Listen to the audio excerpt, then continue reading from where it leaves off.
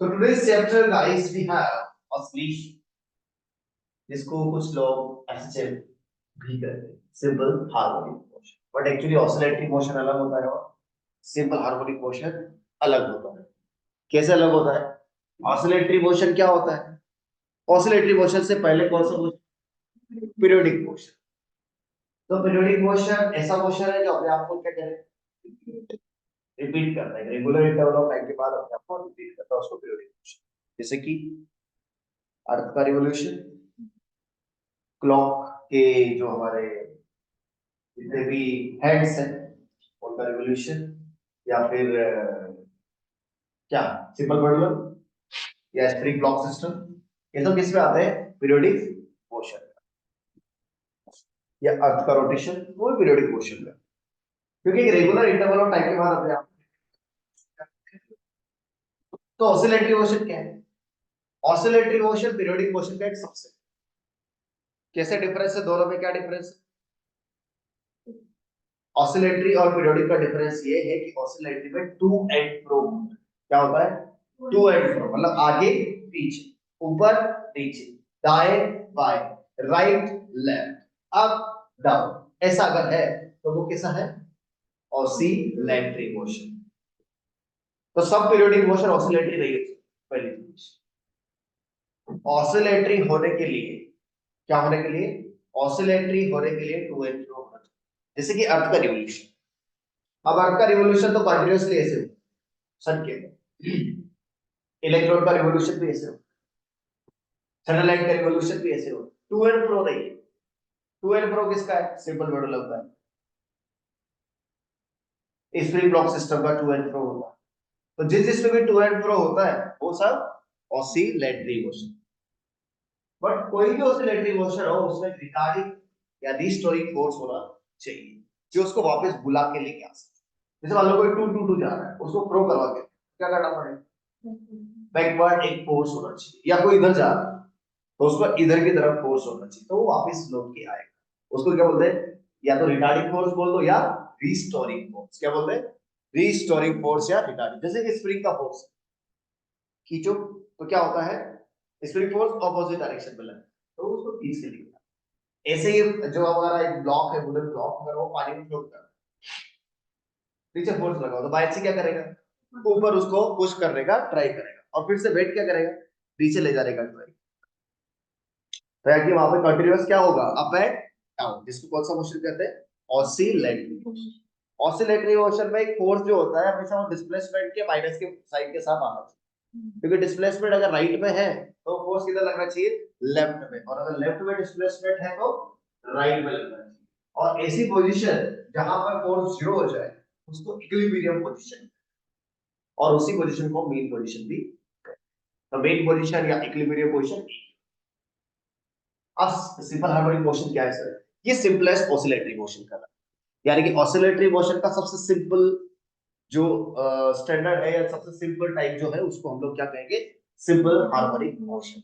यानी कि अगर कोई भी फोर्स रहा हिस्टोरिक फोर्स और वो माइनस के X to the power n लिखा, तो उसके अंदर n का वैल्यू 1 डाल दे तो वो क्या बन जाता है? Simple harmonic motion. और simple harmonic motion is a subset of oscillatory motion, and oscillatory motion is subset of periodic motion. But all periodic motion are not oscillatory, and not all oscillatory motions are, they are periodic but they are not SHM. ठीक है? All SHMs are oscillatory, all oscillatories are periodic, ऐसा ठीक है? तो इसमें एक बात हो जाता है। खास बात क्या है? इसकी खास बात ये है कि इस पर्टिकुलर फोर्स को अगर आप देखिए तो आप देखते हैं F is equal to minus K, और इसमें K क्या होता है हमारा? SHM constant. क्या कहलाता है? अभी स्प्रिंग फोर्स की तरह दिखता है। स्प्रिंग फोर्स भी ऐसा ही होता है, और स्प्रिंग फोर्स में जो K होता है वो स्प्रिंग कांस्टेंट होता है या स्टिफनेस कांस्टेंट होता है, और इसमें जो x होता है वो इलांगेशन या कंप्रेशन होता है, जबकि इसमें जो x है वो डिस्प्लेसमेंट है। क्या है? डिस्प्लेसमेंट। कहां से? मेन पोजीशन से।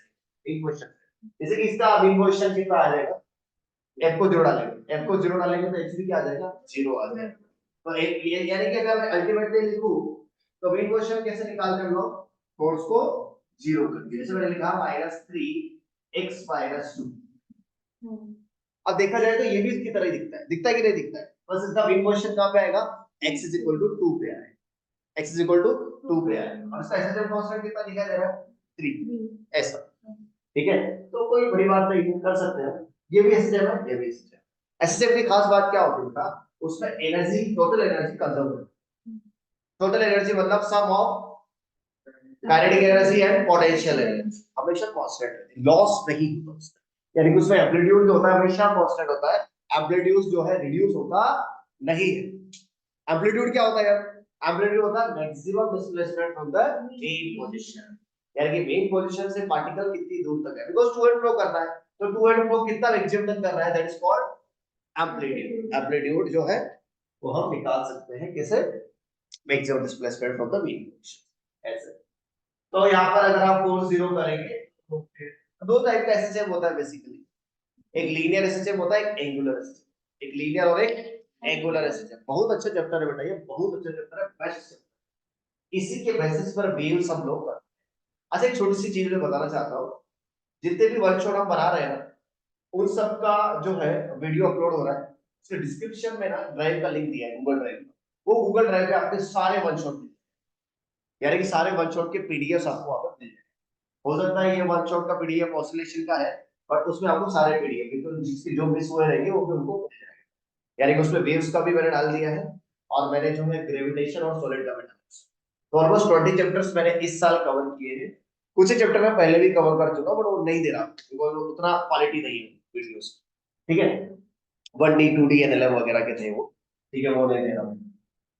तो अब देखिए कि यहाँ पर नेट फोर्स अगर आप जीरो करते हैं, लीनियर एसएचएम और एंगुलर एसएचएम, तो जो हमारा स्प्रिंग ब्लॉक सिस्टम है वो लीनियर एसएचएम का एग्जांपल, ट्रांसलेटरी मोशन होता है उसमें। कौन सा मोशन होता है? ट्रांसलेटरी। जबकि जो हमारा सिंपल वेट होता है उसमें कैसा? Oscillatory motion. ठीक है, पर दोनों भी मोशन में जो है टू एंड फ्रो होना चाहिए, एम्पलीट्यूड क्या रहना चाहिए? कांस्टेंट रहना चाहिए।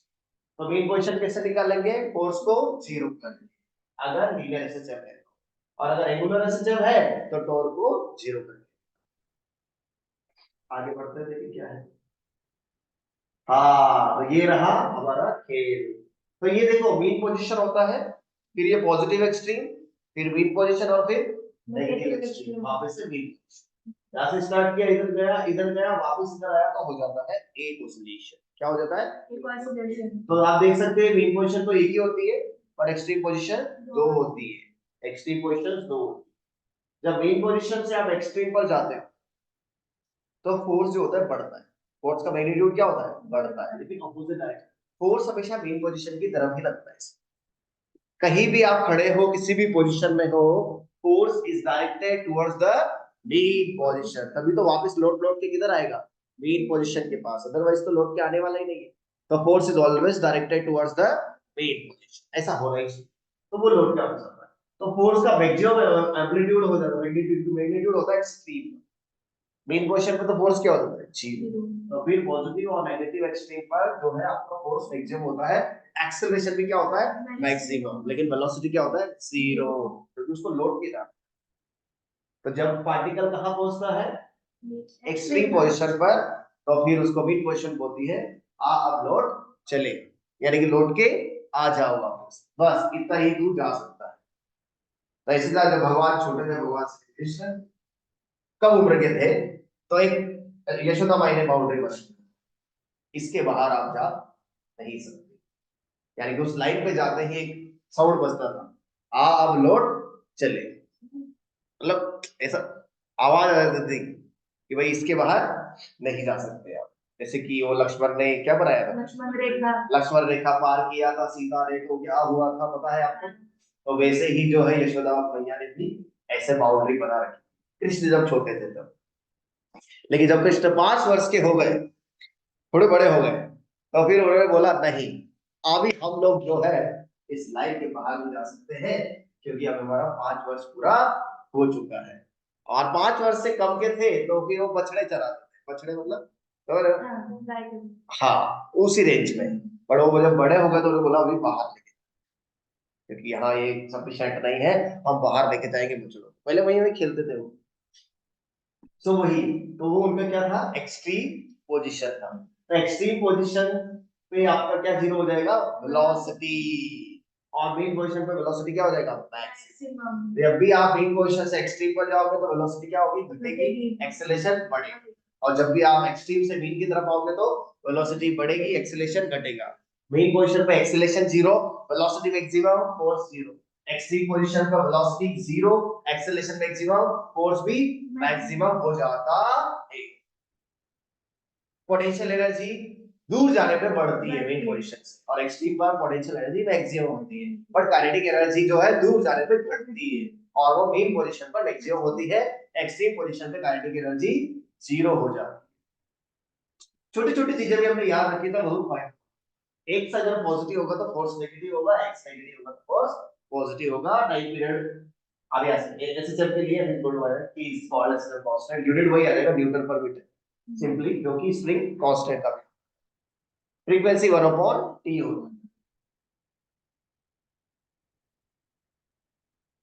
ओमेगा 2 पाई एम रेडियन पर सेकंड डायमेंशन, ये तो आपको पता है एंगुलर फ्रीक्वेंसी क्या है। ओमेगा को क्या बोलते हैं, एंगुलर फ्रीक्वेंसी। अब मैं आपको यहां पर ना 6 काइनेमेटिक रिलेशन बताऊंगा, 6 kinematic relations and their graphs. यानी कि 30% क्वेश्चन जो होते हैं एसएचएफ की यही से बनते हैं। 6 काइनेमेटिक रिलेशन क्या है सर, रिलेशन बताइए। तो पहले मैं आपको दिखाता हूं कि किस किस में रिलेशन हो, डिस्प्लेसमेंट, वेलोसिटी, एक्सेलरेशन और टाइम। कितने लोग हैं, 4। तो कितने पेयर्स बनेंगे, 4c2 दैट इज 6। 4c2 कितना आता है, 6। तो 6 काइनेमेटिक इक्वेशंस बनती है। तो सबसे पहले फोर्स का फॉर्मूला तो सबको पता है, क्या है, माइनस kx। तो ग्राफ कैसा आ जाएगा, फोर्स और डिस्प्लेसमेंट का नेगेटिव स्लोप का स्ट्रेट लाइन, और उसका जो स्लोप होगा बेसिकली, यानी कि फोर्स और डिस्प्लेसमेंट का अगर मैं ग्राफ बनाऊं तो ऐसा आएगा, और इसका स्लोप एग्जैक्टली k के बराबर आएगा। यस और नो, यस। और फोर्स को क्या लिख सकते हैं, मास इनटू एक्सेलरेशन। तो एक्सेलरेशन आ जाएगा minus k by m into h, और k बाई m को बोला जाता है omega square. Very important formula, k by m को क्या बोला जाएगा, तो ओमेगा क्या हो जाएगा, under root of k by m। तो टाइम पीरियड अगर हम चाहते हैं तो आ जाएगा 2 pi by omega, that is 2 pi under root m by k। t is equal to 2 pi under root m by k आ जाता है। यस और नो बेटा, अरे बोलो यस और नो, यस सर, ओमेगा आ जाएगा। तो याद रखना है, याद रखना है, भूलना नहीं है। k क्या है, एसएचएम कांस्टेंट, m क्या है, मास, ओमेगा क्या है, एंगुलर फ्रीक्वेंसी। तो एक्सेलरेशन का एक फार्मूला क्या आ जाता है, माइनस ओमेगा स्क्वायर। तो इसका भी ग्राफ कैसा है, इसका भी ग्राफ कैसा आया, straight line with negative slope, और इसका जो स्लोप आएगा वो ओमेगा स्क्वायर के बराबर है। तो ओमेगा हो जाएगा रूट tan थीटा, है ना, और टाइम पीरियड हो जाएगा 2 पाई बाई, कुछ भी पूछ सकता है वो, कुछ भी पूछ सकता है। एक रिलेशन आ गया किस किसका, ए और एक्स। मतलब ग्राफ देख के भी पूछ सकता है, इसलिए मैं तो बोल रहा हूँ ना, क्यों बताया, क्यों बताया, कुछ भी पूछ सकता है। ग्राफ देगा बोलेगा टाइम पीरियड निकालना, अब बच्चे थोड़ी पूछेगा नहीं, ग्राफ देगा कौन टाइम पीरियड निकालना, टाइम दिया के दिया, अरे ग्राफ दिया तो आ जाएगा ना ओमेगा स्क्वायर। अब ओमेगा स्क्वायर आ गया तो मुझे बिल्कुल क्या आ जाएगा, नहीं समझे, वैसे दिखता है। हां, मैक्सिमम एक्सेलरेशन निकालना था, एक्स का वैल्यू एक्सट्रीम पोजीशन। तो मैक्सिमम एक्सेलरेशन का फार्मूला क्या आता है, ओमेगा स्क्वायर माइनस, तो सिर्फ ये बता रहा है कि ये towards the mean position acceleration. ऐसा वेलोसिटी, वेलोसिटी डिस्प्लेसमेंट का आ जाता है ये v is equal to omega under root a square minus x। कैसे आया उससे हमको तो मतलब भी नहीं है, यहाँ पर कैसे से ज्यादा इंपॉर्टेंट है क्या, यानी कि हाउ से ज्यादा इंपॉर्टेंट क्या है, व्हाट, व्हाट, व्हाट लगा डाला। तो एक बार एक जो है एक सर मुझे 12 क्वेश्चन, व्हाट मींस क्या है, व्हाट मींस क्या, भाई व्हाट मींस क्या, अब मुझे समझ में आया व्हाट मींस क्या, मतलब क्या मतलब व्हाट मींस क्या।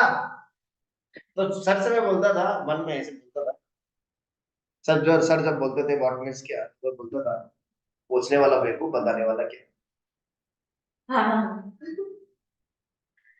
पूछने वाला बताने वाला क्या, क्या करे, फिर मन में बोलता था। तो सामने कैसे बोलेंगे, सर को बेवकूफ नहीं बोलते, तो वो खुद ही आंसर दे देते व्हाट मींस क्या। तो v equal to omega dot e square minus x square. Maximum कब आएगा, ये मेन पोजीशन, मैक्सिमम वेलोसिटी क्या आ जाएगा, ओमेगा a। इसी को इसे भी लिख सकते हैं, ग्राफ के लिए v और x के ग्राफ। अरे भाई वेलोसिटी डिस्प्लेसमेंट ग्राफ तो इतनी बार पूछा मुझसे, बहुत बार पूछा है कि एसएचएफ में वेलोसिटी डिस्प्लेसमेंट ग्राफ क्या आएगा, इलिप्स आता है भाई, इलिप्स आता है। कैसा इलिप्स बनेगा देखिए, पूरा ऊपर ऊपरी बनेगा। तो वेलोसिटी और डिस्प्लेसमेंट का ग्राफ इलिप्स आता है, और मैक्सिमम वेलोसिटी कितना आता है, ओमेगा ए। मैक्सिमम वेलोसिटी कितना आता है, ओमेगा ए। मैक्सिमम वेलोसिटी कितना आता है, ओमेगा ए, जो कि कहां पर होगा, मेन पोजीशन। याद रख लेंगे equation v square upon omega square a square x square upon a square equal to, दो इक्वेशन आ गई ax और bx। उसके बाद बात कर लेते हैं amax और bmax का जो है क्या रेशियो आता है। तो amax और bmax का रेशियो क्या आता है, ओमेगा। क्या आता है amax और bmax का रेशियो, ओमेगा। याद रखना है, वो बोलता है if the ratio of the maximum acceleration and maximum velocity is omega, that is 2, find out the time period. The time period will be 2 pi by omega. Simple. ये भी एक स्टैंडर्ड एग्जांपल है। इसमें क्या बोलता है वो, x is equal to x1 पर वेलोसिटी v1 है, x is equal to x2 पर वेलोसिटी v2 है। तो टाइम पीरियड निकालो, एम्पलीट्यूड निकालो, एंगुलर फ्रीक्वेंसी निकालो और फ्रीक्वेंसी निकालो। तो दुनिया भर की चीजें वो हमको यहाँ पर देता है। तो करना कुछ नहीं है, ये इक्वेशन को दो बार यूज करके दोनों का रेशियो लेते हैं तो एम्पलीट्यूड आ जाता है ना। तो वही एम्पलीट्यूड किसी एक इक्वेशन में डालते हैं, टाइम पीरियड दिया। याद रखना है यहां से कि एम्पलीट्यूड क्या आ गया, देखो आंखें फाड़ फाड़, जब भी किसी चीज को आपको रटना हो तो आंखें फाड़ फाड़ के देखा करो, या उसका जूम करके लिखो। क्या बोलते हैं, जूम करके लिखते हैं। आपने कभी पोस्टर्स देखे होंगे उसमें बड़ा बड़ा लिखा है 50% झूठ, क्या छोटा सा लिखते हैं, क्यों, छापने के लिए, अपने दिमाग में छापने के लिए। तो ये भी एक तरीका है चीजों को याद करना। मैंने जूम क्यों किया, मैंने जूम क्यों किया, जूम मैंने इसलिए किया क्या बोला कि v1 पर x1 पर अगर वेलोसिटी v1 है, x2 पर वेलोसिटी अगर v2 है, तो एम्पलीट्यूड क्या आएगा, under root v1 square x2 square minus v2 square x1 square upon v1 square minus v2 square. जैसे कि आपको एवरेज स्पीड का फॉर्मूला एक आता है, इनिशियल 1/3 डिस्टेंस v1, अगला 1/3 डिस्टेंस v2, अगला 1/3 डिस्टेंस v3 है। तो एवरेज स्पीड का फॉर्मूला क्या था, 3v1 v2 v3 upon v1 v2 plus v2 v3 plus v3 v1। zoom in, zoom in, zoom in your life, zoom in the formula, zoom is the concept। जब कुछ zoom in करेंगे तो अच्छे से आएगा, इसलिए मैंने zoom in करके दिखाया। सिमिलरली ओमेगा क्या आता है, under root of v1 square minus v2 square upon x2 square minus, ऐसा आता है। क्या याद रख पाएंगे आप कि भूल जाएंगे, याद रखना पड़ेगा। और टाइम पीरियड करना है तो 2 पाई बाई ओमेगा, फ्रीक्वेंसी करना है तो टाइम पीरियड का उल्टा कर देना। याद रखना है, याद रखना पड़ेगा, टाइम पीरियड याद। स्टैंडर्ड है बताइए, स्टैंडर्ड है मतलब स्टैंडर्ड है, कोई वैल्यू डालने की जरूरत नहीं, ऐसे ही पूछे। स्टैंडर्ड है ना, क्या कर सकते हैं। तो ऐसे हर चैप्टर में 10-12 स्टैंडर्ड आपको। चलो दो रिलेशन आ गए, एक्स और बी एक्स, अभी चार और बाकी है मेरे। तो पहले बात करते हैं हम लोग एक्स और टी इक्वेशन। एक्स की इक्वेशन क्या है, क्या था एक्स की equation, a sin omega t plus phi, जो कि बहुत ही स्टैंडर्ड इक्वेशन है, राइट। यानी कि जो भी कोई भी चीज ऑसिलेटिंग कर रही है साइनोसॉइडिकली, तो उसका इक्वेशन ऐसे ही आता है, a sin omega t plus phi. इसमें a क्या है, एम्पलीट्यूड, ओमेगा क्या है, फ्रीक्वेंसी, और फाई क्या है, इनिशियल फेज या फेज कांस्टेंट। इस पूरे ओमेगा टी प्लस फाई को फेज कहा जाता है, पूरे ओमेगा टी प्लस फाई को क्या कहा जाता है, फेज। और इसमें फाई को कहा जाता है इनिशियल फेज। फेज मतलब बताता है कि आप कहां से शुरू कर रहे हैं, आपकी एनर्जी कितनी है, आपकी परिस्थिति क्या है, वो फेज बताता है। और इनिशियल फेज होता है आपकी प्रारंभिक स्थिति को बताएगा, कहां से चालू किया है, कई चाल रहे जिंदगी मध्ये कई चाल रहे हैं। जब तुमने 10वीं से एडमिशन लिया था 11वीं में, तो कई चाल रहे होते, दैट वाज फाइन। और किसी टी समय पर ओमेगा टी फाइन, यानी कि 6 महीने निकल गए, कई चाल रहे, ओमेगा टी प्लस 5, टी की जगह 6 महीने। नहीं समझ रहे हो क्या, एक साल गुजर गया तो टी की जगह एक साल, 2 साल गुजर गया तो टी की जगह 2 साल। फेज बताएगा आपका क्या, आपकी कंडीशन क्या है। तो अगर जैसे आप थे एड़े सरीके जब आए थे 10वीं से, अगर 12वीं पास होने के बाद भी एड़े सरीके है, तो आपका ओमेगा टी तो जीरो ही रहा। फाई पहले भी वही था, अभी भी वही है, ओमेगा ही जीरो है। ओमेगा ही जीरो है, Right. कोई फ्रीक्वेंसी ही नहीं है, तो गड़बड़ हो जाएगा, ठीक है। तो दिस कॉल्ड फेज। फेज किस पे डिपेंड करता है? Basically location of loss. और फाई क्या होता है? इनिशियल फेज और फेज कांस्टेंट। ये डिपेंड करता है कहां से स्टार्ट किया है, वो सब बता दो। फाई जीरो, फाई जीरो होगा तो इक्वेशन क्या हो जाएगा? a sin omega. तो इस कंडीशन में साइन कितना होगा? और साइन क्या होता है? Periodic function. तो हर 2 पाई इंटरवल में क्या होगा? रिपीट होगा। तो हम मानते हैं 2 पाई इंटरवल माइनस पाई से पाई भी मान सकते हैं, 0 से 2 पाई मतलब कोई भी 2 पाई ले सकते हैं। तो हम एक 2 पाई ले सकते हैं, कोई भी 0 से 2 पाई वाला ले, कोई भी 2 पाई इंटरवल। टाइम पीरियड हम बता चुके आपको, फ्रीक्वेंसी निकालना है तो क्या करना होगा टाइम पीरियड का? उल्टा कर दे, ठीक है। एक रिलेशन और आ गया xt का। अब रिलेशन vt का। vt कैसे निकाले? v dx dt। तो v जैसे dx dt किया तो क्या आया बेटा? Omega a cos omega t plus pi. x में तो साइन था, v में cos आया, मतलब फेज डिफरेंस कितना हुआ? पाई बाय 2 का। यानी कि डिस्प्लेसमेंट और वेलोसिटी का फेज डिफरेंस आता है पाई बाय 2 का। एक्सीलरेशन किया तो dv बाय dt क्या आया? माइनस ओमेगा स्क्वायर है sin omega t plus pi. यानी कि डिस्प्लेसमेंट था plus sin omega t, acceleration क्या है? Minus sin omega t, phase difference pi का। और जबकि वेलोसिटी और एक्सीलरेशन का फेज डिफरेंस पाई बाय 2 का। ये पूछ लेते हैं कभी, ए डिग्री करता है इसका फेज डिफरेंस बताओ, इसका भाई पागल पागल है क्या हमको सब। तो दो रिलेशन और आ गए, 3 और 2 कितने हो गए? 5। छठवां रिलेशन ए बी का relation, v square upon omega square a square upon omega power 4 a square equal to 1। Again क्या आ गया? एलिप्स। तो एक्सीलरेशन वेलोसिटी का ग्राफ भी कैसा आता है? एलिप्स। एक्सीलरेशन वेलोसिटी भी एलिप्स, वेलोसिटी डिस्प्लेसमेंट भी ellipse, xt sinusoidal, vt cosinusoidal और at अगेन साइनसोइडल। और x क्या आता है?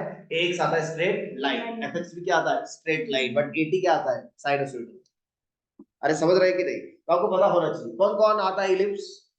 एवी और एक्स, हाँ एवी और वीएक्स, एवी और वीएक्स ये आते हैं कैसे? एलिप्स। पढ़े पर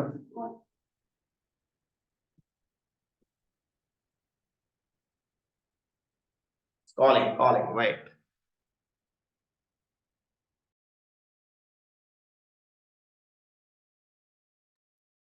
तो हम लोग कहाँ थे? फेज डिफरेंस की चर्चा कर रहे थे। तो फेज डिफरेंस कितना कितना आता है? वेलोसिटी डिस्प्लेसमेंट का पाई बाय 2, वेलोसिटी एक्सीलरेशन का पाई बाय 2 और डिस्प्लेसमेंट और एक्सीलरेशन का पाई। ऐसा फेज डिफरेंस आ जाता है। 6 के 6 रिलेशन आपको याद हो गए।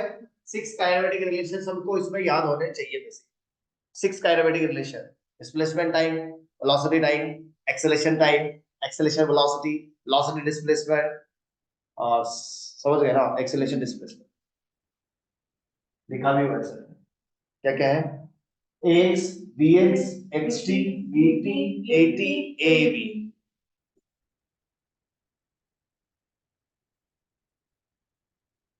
हाँ फेज डिफरेंसेस मैंने यहाँ पे आपको बता रखा है, बड़ी बात नहीं।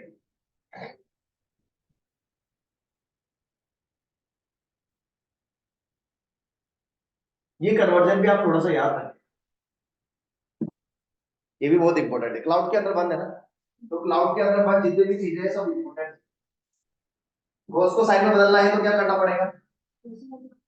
पाई बाय 2 ऐड करना पड़ेगा। माइनस साइन को प्लस साइन में बदलना है तो पाई ऐड करना पड़ेगा। और अगर माइनस कोस को प्लस साइन में बदलना है 3 pi by 2 add.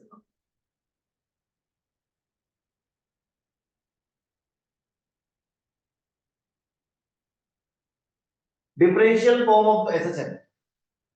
So differential form of the SHM ये हो, फिर से बड़ा करके दिखाया सर। इसका मतलब ये बहुत इंपॉर्टेंट है। D square X upon D square plus omega square X is equal to 0। ऐसा कहीं भी आपको दिखे। अच्छा एक चीज और मैं बताना चाहता हूँ, अपकमिंग जो हमारे एफटीज होंगे वो क्या क्या होंगे? वेव का होगा, एफटी मतलब वन शॉट बेसिकली, एफटी मतलब वन शॉट। तो हमारे जो वन शॉट होंगे वो किस किस के होंगे, वेव्स का होगा अभी, और एक होगा ग्रेविटेशन प्लस सॉलिड का, और एक होगा आरसी, आरएल और आरएलसी और एलसी सर्किट का। वो एक अलग से बनाएंगे ताकि क्या एक अलग उसका पहचान रहे। हाँ, ये मैं सोच रहा था, और एक मैं सोच रहा था कि सर्कुलर मोशन का भी निकाल, लेट अस से वो पॉसिबल हो पाता है या नहीं होगा, बिकॉज ये तो मैं करूंगा डेफिनेटली। यानी कि मैंने क्या क्या बोला, वेव्स का, ग्रेविटेशन है, सॉलिड का एक साथ, और फिर सर्कुलर मोशन, मतलब RC RLC RC RC LC का, ये मैं करना चाहता हूँ बिकॉज उसमें बच्चे अटक जाते हैं, तो वो भी अलग से बताना चाहिए मुझे, क्योंकि वो नहीं हुआ था उससे, ईएमआई हम कर रहे थे तो आरएल सर्किट नहीं हुआ था, आरएल सर्किट और आरसी सर्किट को मेरे को बताना है। तो वहां पर एलसी ऑसिलेशन में एक्चुअली ऐसे इक्वेशन आता है, D square Q upon D T square plus omega square Q is equal to 0। तो वहां से मुझे याद आया कि हाँ, जो भी चीज एसएचएम, यानी कि जो भी क्वांटिटी एसएचएम करती है या ऑसिलेट करती है ना, उसका इक्वेशन कुछ इसी प्रकार है। वो भी एलसी ऑसिलेशन में वो चार्ज ऑसिलेट करता है, तो इसीलिए वो इस प्रकार का इक्वेशन वहां पर, जिसकी इक्वेशन क्या आ जाता है, a sin omega t plus phi, यानी कि इस डिफरेंशियल इक्वेशन को सॉल्व करेंगे तो ऐसा आ जाएगा। अब इसकी सबसे खास बात क्या है, इसी एक डिफरेंशियल इक्वेशन के इनफाइनाइट सॉल्यूशंस हो सकते हैं depending on the value of phi and a। तो फाई और a के भिन्न भिन्न यानी कि अलग अलग वैल्यूज के लिए x के वैल्यूज क्या हो जाएंगे, x के इक्वेशंस क्या हो जाएंगे, अलग अलग, यानी कि ये तीर से हजारों शिकार खेल सकते हैं। यानी कि अगर आपने ये इक्वेशन लिख दिया तो ऐसे x इनफाइनाइट x पॉसिबल होंगे जो कि इस इक्वेशन को सेटिस्फाई करेंगे। जो भी इस इक्वेशन को सेटिस्फाई नहीं कर रहा है वो एसएचएम नहीं होते, वो एसएचएम नहीं हो सकते, पीरियोडिक हो सकते हैं वो, बट वो ऑसिलेटरी नहीं हो सकते। जैसे कि साइन स्क्वायर होता है, sine square omega T plus five, तो sine square omega T plus five जो है वो अगर आप देखें तो वो पीरियोडिक है, बट वो एसएचएम या ऑसिलेटरी नहीं होता। ऑसिलेटरी का खास बात क्या है, टू एंड फ्रो होना चाहिए। टू एंड फ्रो का मतलब प्लस में है तो माइनस में भी होना चाहिए। साइन का ग्राफ प्लस में भी होता है, माइनस में भी होता है, बट साइन स्क्वायर का ग्राफ सिर्फ प्लस प्लस प्लस में होता है, वैसे कॉस स्क्वायर का ग्राफ भी प्लस प्लस प्लस में। तो जो भी ग्राफ्स ऐसे हैं जो कि केवल प्लस प्लस में या माइनस माइनस में है वो पीरियोडिक हो सकते हैं, बट ऑसिलेटरी नहीं हो सकते। तो साइन स्क्वायर ओमेगा टी जो है पीरियोडिक है बट ऑसिलेटरी नहीं है। उसका टाइम पीरियड क्या है, जो अपना नॉर्मल टाइम पीरियड है उसका आधा। Normal time period 2 pi by omega होता है, तो उसका टाइम पीरियड है पाई बाय ओमेगा, और उसका फ्रीक्वेंसी डबल है।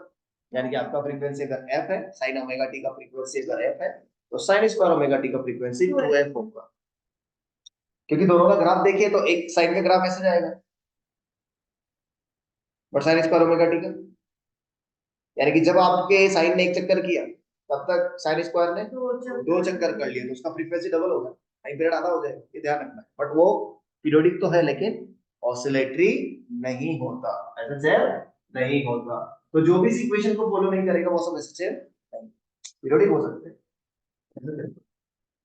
तो इनफाइनाइट सॉल्यूशन हो सकते हैं, depend on A and depend on phi. A depend करता है इनिशियल एनर्जी पर और फाई डिपेंड करता है स्टार्टिंग पोजीशन और उसके डायरेक्शन। वेरिफिकेशन ऑफ एसएचएम के लिए भी काम आता है।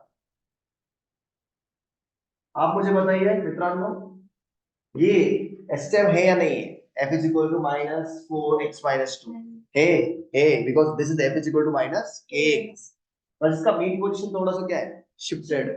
कितने से शिफ्टेड है, 2 से। तो हमारा जो नॉर्मल इक्वेशन आता है वो क्या आता है, a sin omega t plus phi, ये आता है ना a sin ओमेगा, बस उसको शिफ्ट कर, शिफ्ट कर देंगे a sin omega t plus phi को किससे शिफ्ट करना है,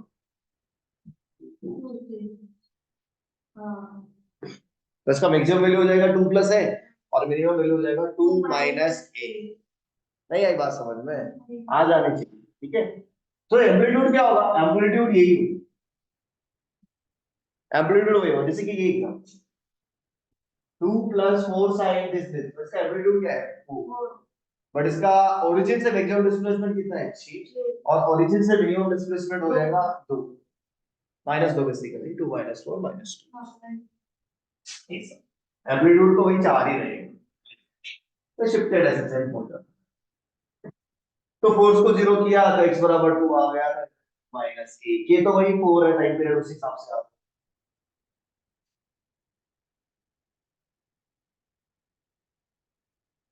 if time period is 3 find equation of S मतलब पाई निकाल।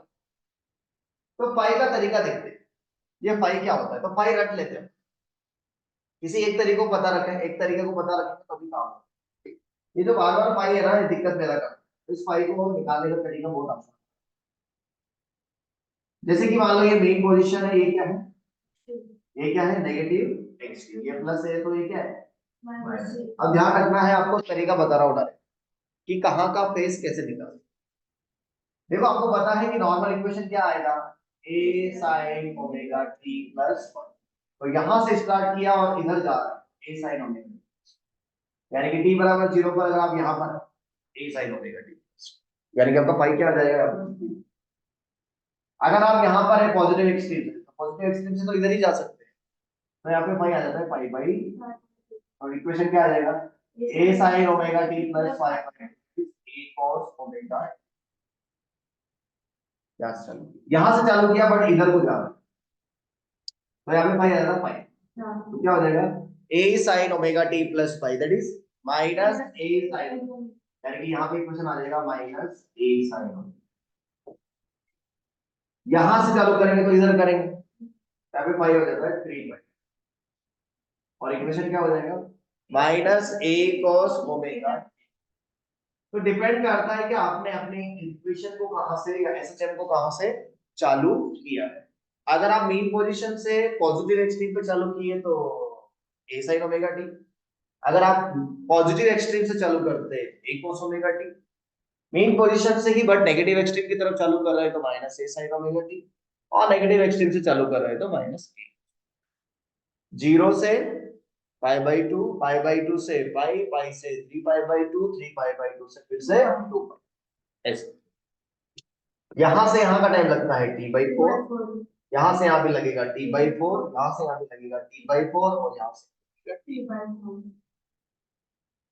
अब एक लॉजिक है, लॉजिक ये है कि टाइम कैलकुलेशन कैसे करें, कहीं का भी निकालना हो तो, या कहीं का भी फेज निकालना, जैसे मुझे यहाँ का फेज निकालना a पे और पॉजिटिव एक्सट्रीम की तरफ जा रहा है, तो यहाँ का फेज कैसे निकालें, बिकॉज टाइम कैलकुलेशन तो आसानी से होता है, delta t upon t is equal to delta pi upon 2 pi, मतलब phase difference upon 2 pi, time difference upon time period.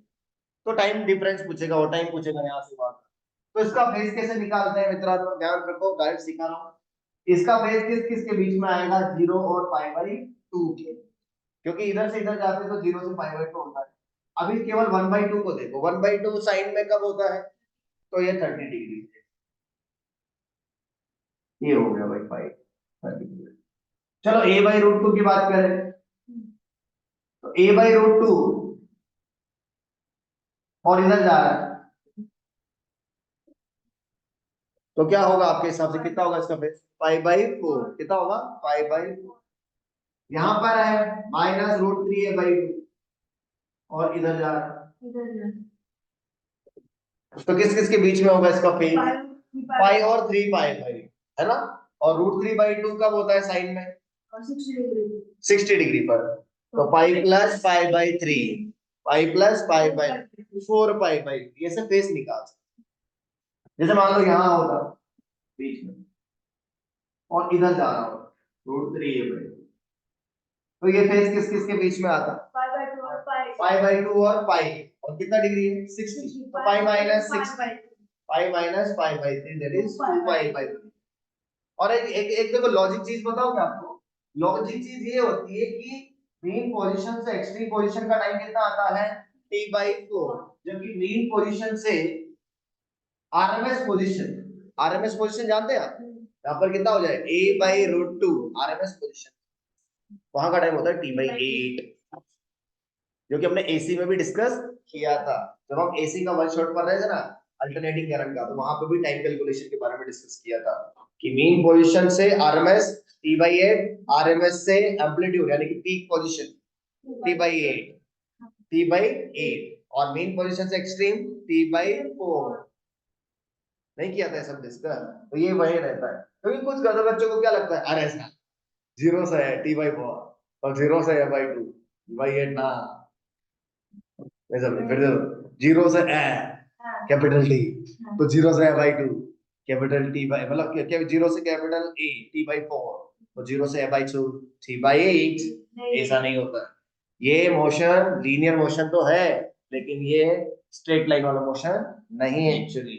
इसमें जो है आपका एक्सेलेरेशन कांस्टेंट नहीं है, एक्सेलेरेशन क्या है, वेरिएबल है। एक्सेलेरेशन कांस्टेंट होता तो कुछ इस प्रकार का रिलेशन आ सकता है, बट एक्सेलेरेशन वेरिएबल है। तो आपको होता क्या है, आपको a बाई रूट टू पर आधा समय लगता है, यानी से यहाँ का t बाई फोर है, तो यहाँ से यहाँ t बाई एट, और यहाँ से यहाँ तक क्या t बाई एट टाइम लगता है। तो फेज अगर आपको पता है सब जगह के, तो आप इजीली इक्वेशन भी बता सकते हो और इजीली टाइम की कैलकुलेशन भी कर सकते हो, क्योंकि मैंने देखा है न्यूमेरिकल टाइप क्वेश्चन में वो टाइम बार बार पूछता है, यहाँ से यहाँ का टाइम बताओ, वहां से वहां का टाइम बताओ, और टाइम पीरियड को 1 अपॉन f लिख सकते हैं या 2 पाई बाई ओमेगा लिख सकते हैं, और ओमेगा का under root k by m लिख सकते हैं। तो वैसे पूछा जाता है, पूछा गया है काफी बार। तो ये डायरेक्ट ट्रिक बताया मैंने, ऐसे आपको इतना मगजमारी नहीं करना है। जैसे यहाँ पे देखो आप, कहां पर है, a बाई टू पर इधर जा रहा है राइट एक्सट्रीम की तरफ, तो ये जीरो से पाई बाई टू के बीच कितना 30, मतलब पाई बाई, तो पाई का वैल्यू पाई बाई 6।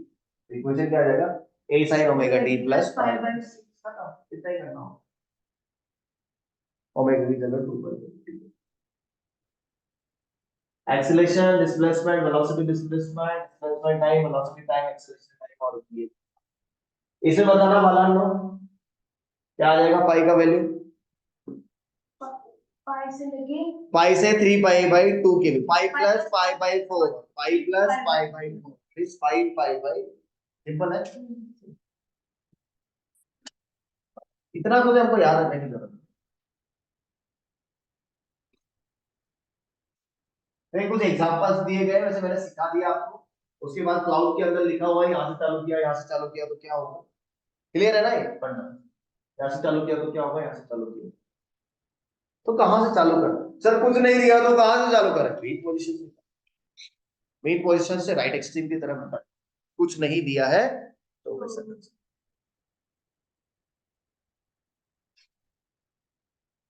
म्यूट कहाँ है अस्मिता, म्यूट थोड़ी है, चल रहा है ना।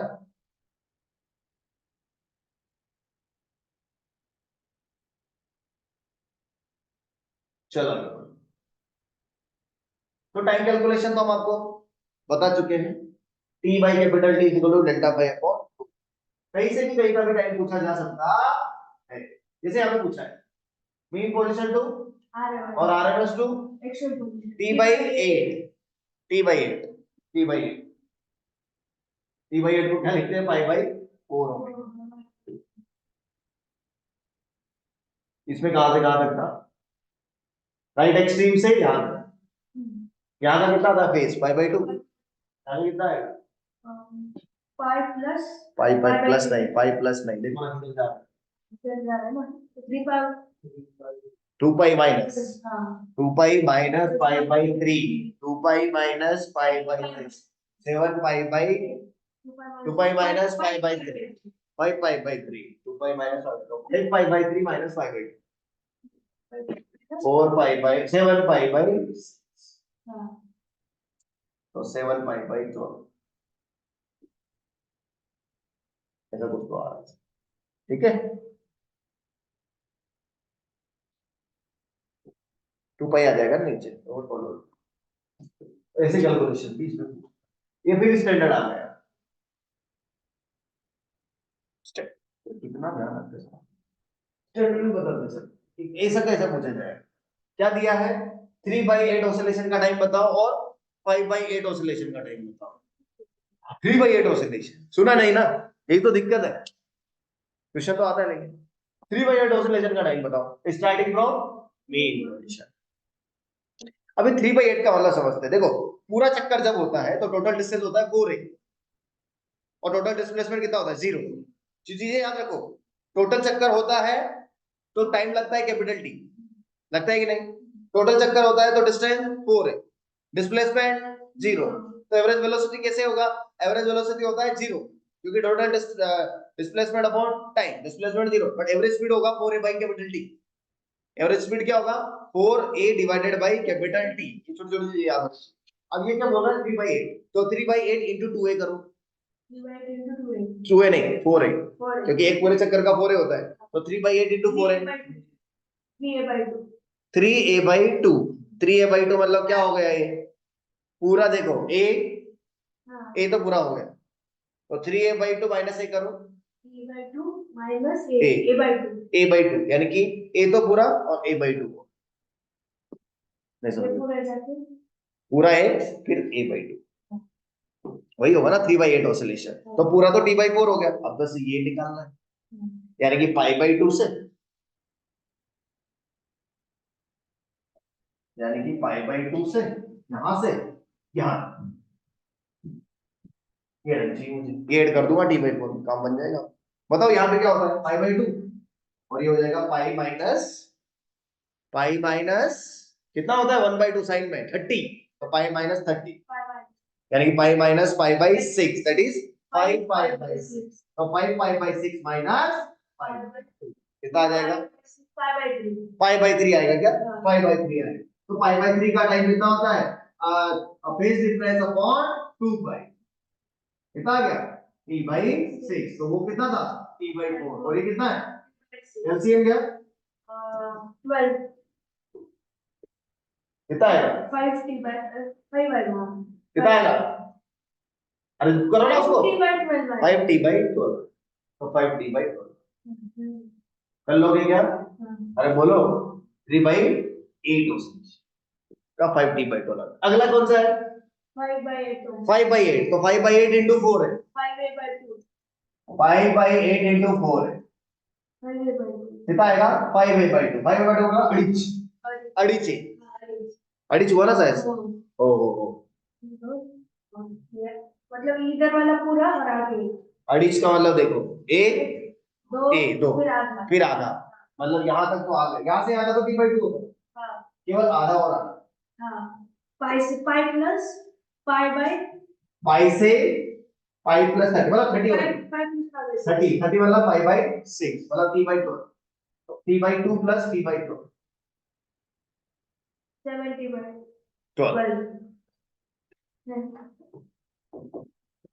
70/2, अबे डायरेक्ट याद रख लो 3/8 का 5t/12 और 5/8 का 70/12, इसीलिए तो स्टैंडर्ड है, निकालना है यार, बहुत बढ़िया है,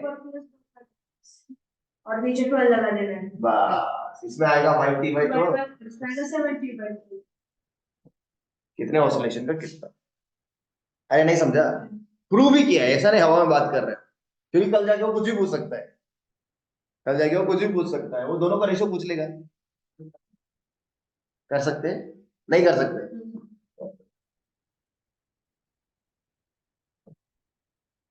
फेजर डायग्राम,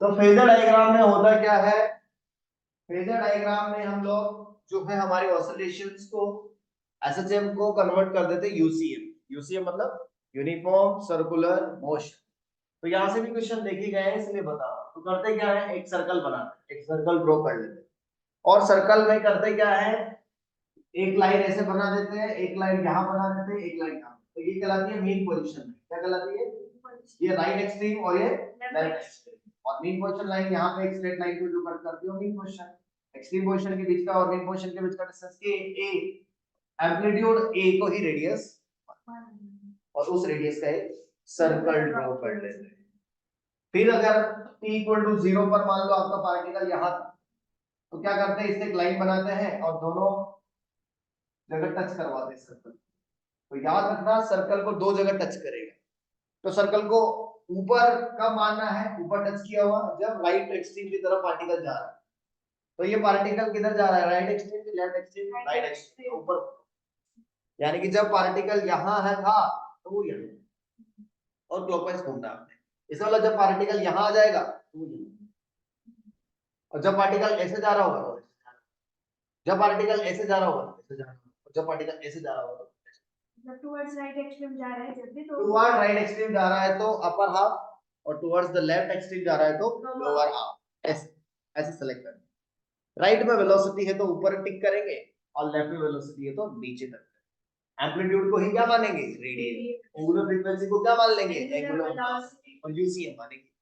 तो वेलोसिटी होगा ओमेगा आर। वेलोसिटी क्या होगा, ओमेगा आर। उसका हॉरिजॉन्टल प्रोजेक्शन लेते हैं, हॉरिजॉन्टल प्रोजेक्शन। डिस्प्लेसमेंट का भी हॉरिजॉन्टल प्रोजेक्शन, यानी कि जो हमारा पोजीशन वेक्टर होगा उसका भी हॉरिजॉन्टल प्रोजेक्शन, वेलोसिटी का भी हॉरिजॉन्टल प्रोजेक्शन, और एक्सेलरेशन का भी हॉरिजॉन्टल प्रोजेक्शन लेंगे तो हमको एक्सेलरेशन, वेलोसिटी वगैरह सब मिलेगा।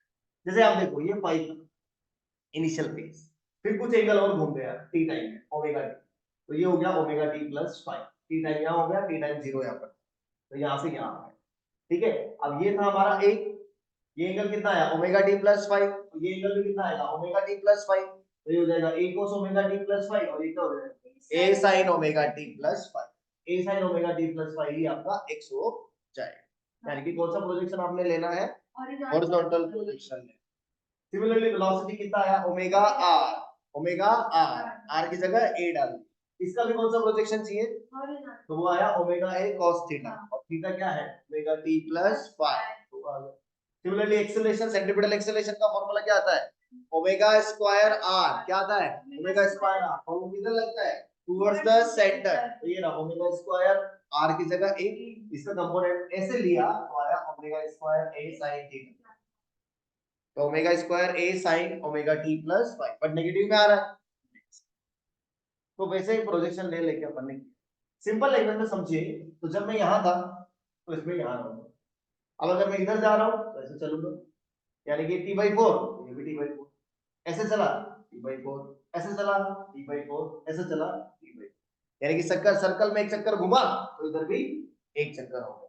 सिमिलरली प्लॉट कर रहे हैं हम लोग, तो दोनों को जोड़ने का कोशिश कर रहे हैं, किस उसको, यूनिफॉर्म सर्कुलर मोशन को और हमारे ऑसिलेशन। सिंपल है, उतना टफ नहीं है।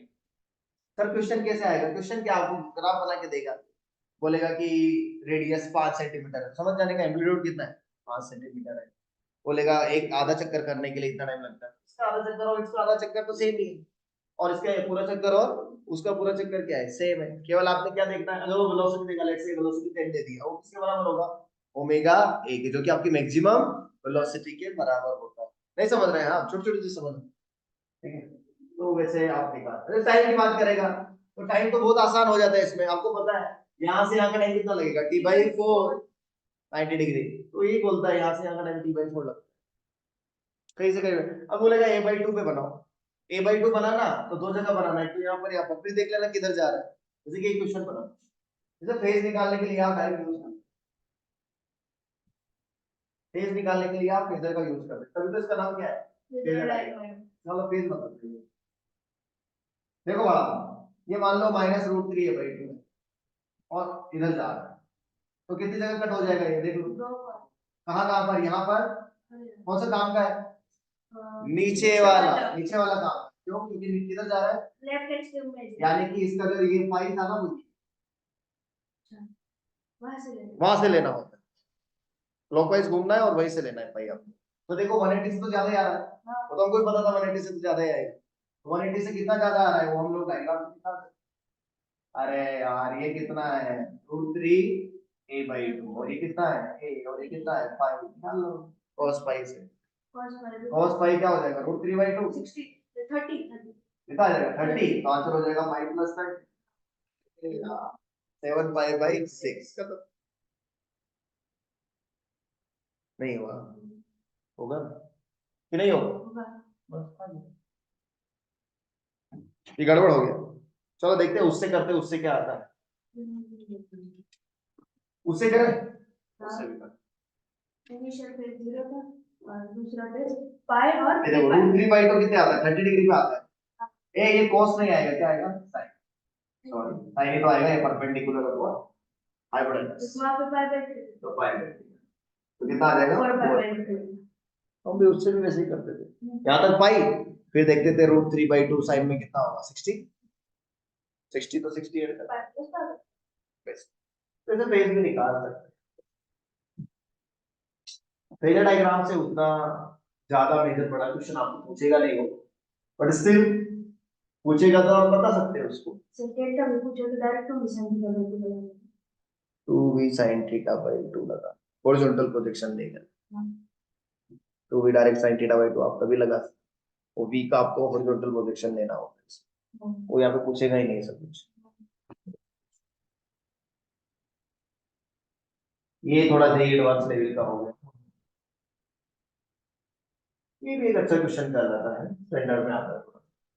ये क्या बोलता है कि अगर एक का टाइम पीरियड टी है, दूसरे का टाइम पीरियड कितना है 2t है, सेम एम्पलीट्यूड में है, starting from the mean position they will meet for the first time when they are having phase difference of pi।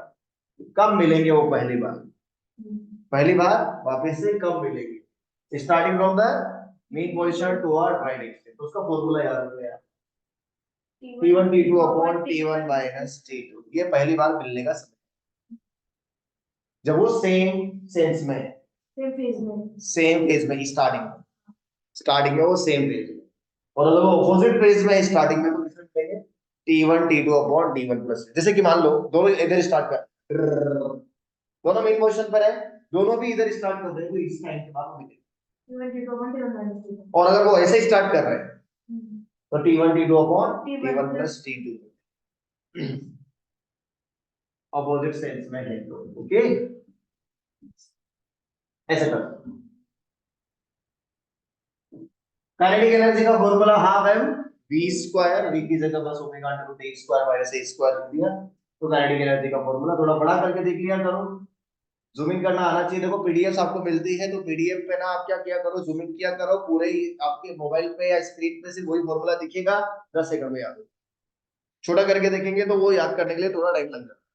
तो हाफ के A square minus x square भी आप इसको लिख सकते हैं। हाफ ये के होता है, एम ओमेगा स्क्वायर क्या होता है के, हाफ के A square minus x square. या फिर अगर आप चाहें मैक्सिमम काइनेटिक एनर्जी निकालनी है आपको, तो मैक्सिमम काइनेटिक एनर्जी आपको कहां मिलेगी मेन पोजीशन पर, तो एक्स को 0 डाल दें, कितना आ जाएगा हाफ के A square. Maximum kinetic energy का फार्मूला हाफ के A square, maximum kinetic energy का फार्मूला हाफ के ए स्क्वायर। आप मेरा बोला आ जाएगा एक्सट्रीम पोजीशन पे 0 और मेन पोजीशन पर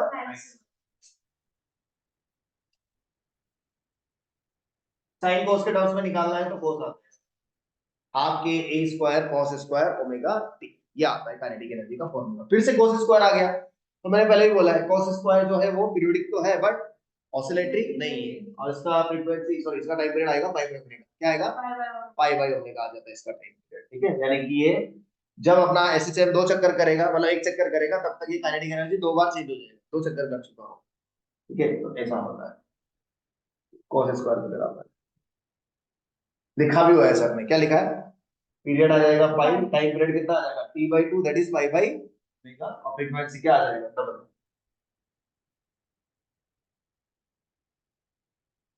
पोटेंशियल एनर्जी बहुत ही सिंपल, हाफ के एक्स स्क्वायर है ना, तो इसका ग्राफ भी कैसा आएगा पैराबोला, बट एक्सट्रीम पर मैक्सिमम आएगा और मेन पोजीशन पे 0 या मेन पोजीशन पे मिनिमम, ठीक है, क्योंकि मेन पोजीशन पे जरूरी नहीं है 0 हो पोटेंशियल, यूएमपी लिखते हैं मेन पोजीशन की पोटेंशियल, यूमैक्स जो है हाफ के ए स्क्वायर प्लस क्वेश्चन पे 0 ग्राफ आप देख सकते हैं। फिर x की जगह a sin omega t plus potential energy क्या आ जाती है हाफ के square sin square omega t plus sin square आ गया बेसिकली। टोटल एनर्जी करना है तो क्या करना पड़ेगा दोनों का सब, तो टोटल एनर्जी मैंने पहले भी बोला है कि कांस्टेंट आने क्या आती है हाफ के a square independent of x and t, कहीं भी निकालो टोटल एनर्जी कांस्टेंट आने कोई दिक्कत। एक ऐसा पोजीशन जहां पर दोनों भी काइनेटिक एनर्जी और पोटेंशियल एनर्जी इक्वल हो जाते हैं वो क्या होता है a/√2, a/√2, यानी कि kinetic energy is equal to potential energy क्या क्या प्लस माइनस a/√2, यानी कि ये आरएमएस पोजीशन। तो आरएमएस पोजीशन पे काइनेटिक एनर्जी और पोटेंशियल एनर्जी क्या हो जाती है इक्वल हो जाती है। और समय कितना, एक बार ऐसे पूछा था find out the time when kinetic energy and potential energy are equal, तो ये आ जाएगा t/8, कितना था उसका आंसर t/8, याद है ना t/8 आता है ऐसे पूछता है आपको। बट रियलिटी में जो होता है जरूरी नहीं है कि मीन पोजीशन पे पोटेंशियल एनर्जी 0 हो, तो पोटेंशियल एनर्जी रेफरेंस डिपेंडेंट होता है। मीन पोजीशन पे पोटेंशियल एनर्जी कितना मान लिया um, तो पहले का फॉर्मूला हाफ के एक्स स्क्वायर था और अभी का फॉर्मूला क्या होगा हाफ के एक्स स्क्वायर प्लस um। दोनों में काइनेटिक एनर्जी और पोटेंशियल एनर्जी का जो फ्रीक्वेंसी है वो नॉर्मल ऑसिलेशन की फ्रीक्वेंसी का डबल होता है, और टाइम पीरियड क्या होता है हाफ होता है, पाई बाय ओमेगा होता है, याद रखेंगे। And the frequency of changing kinetic energy into potential energy होता है 4.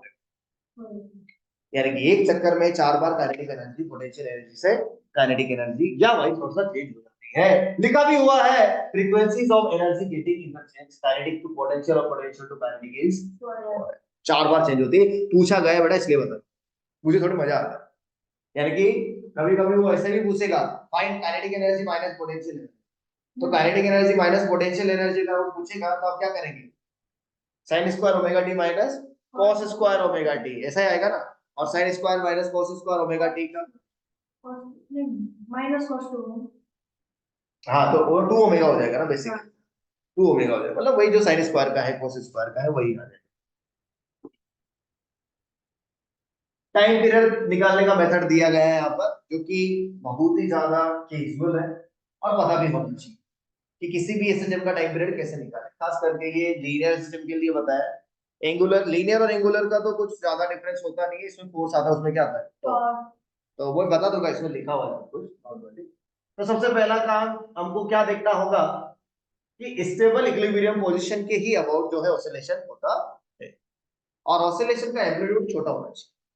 बड़ा एम्पलीट्यूड के लिए फिर ये निकलता नहीं, यानी कि डिस्प्लेसमेंट कैसा हो, छोटा.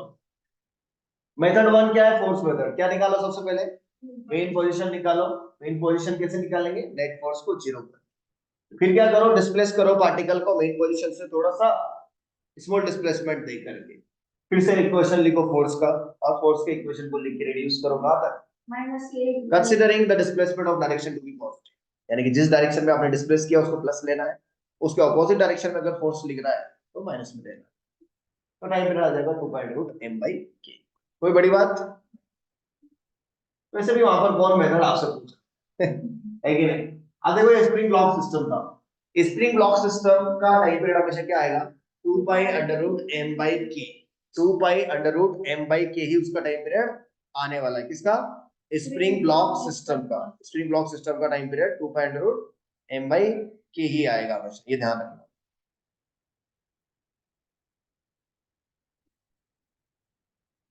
अगर कांस्टेंट फोर्स लगा हुआ है जैसे कि mg लगा हो, mg cos थीटा लगा हो, mg sin थीटा, जैसे कि ये एक एग्जांपल पूछा था जेई मेंस वाले ने, उन्होंने ये एग्जांपल पूछा था, बोला था इसका टाइम पीरियड बताओ, तो बच्चों ने तो क्या उड़ गए. ये स्प्रिंग था, ये ब्लॉक था, ये था, ये 30 डिग्री दे दिया तो उसका टाइम पीरियड 2.√m/k ही आएगा. हाँ क्योंकि इसमें लगने वाला जो फोर्स है वो क्या है, mg sin थीटा ना, कांस्टेंट है. तो जब भी कांस्टेंट फोर्स लगेगा 2.√m/k ही आएगा. ऐसे रखो या ऐसे रखो 2.√m, इसमें भी एक कांस्टेंट फोर्स लगेगा mg. तो जब भी एक कांस्टेंट फोर्स लगाओगे आप ना तो टाइम पीरियड क्या आएगा, 2.√m/k ही आएगा. ये बोल रहे थे, इसमें वही लॉजिक पूछा था, कहते बच्चों ने sin थीटा cos थीटा सब ले लिया, गलत आ गया. क्या आएगा सिर्फ आंसर, सिंपल सिस्टम है ना, एक स्प्रिंग एक ब्लॉक है, नहीं समझ रहे हो, सिंपल डायरेक्ट कनेक्टेड है. एक बार ये पूछा था, इसमें भी तो होते हैं बोल दिया बच्चों, ये स्प्रिंग है, ये ब्लॉक है, लटका दिया, इसका भी 2.√m/k ही है, ये डायरेक्ट कनेक्टेड है. थोड़ा तो याद रखना भाई, इसका भी 2.√m/k ही है. ये भी स्टैंडर्ड एग्जांपल है भाई. देखो एक ब्लॉक है, वो फ्लोट कर रहा है, थोड़ा कंप्रेस किया, छोड़ दिया, क्या करेगा, ऑसिलेशन करेगा ना, तो उसका टाइम पीरियड याद है. कैसे किया उसको मार दो गोली, क्या आता है, 2π√m/ρg.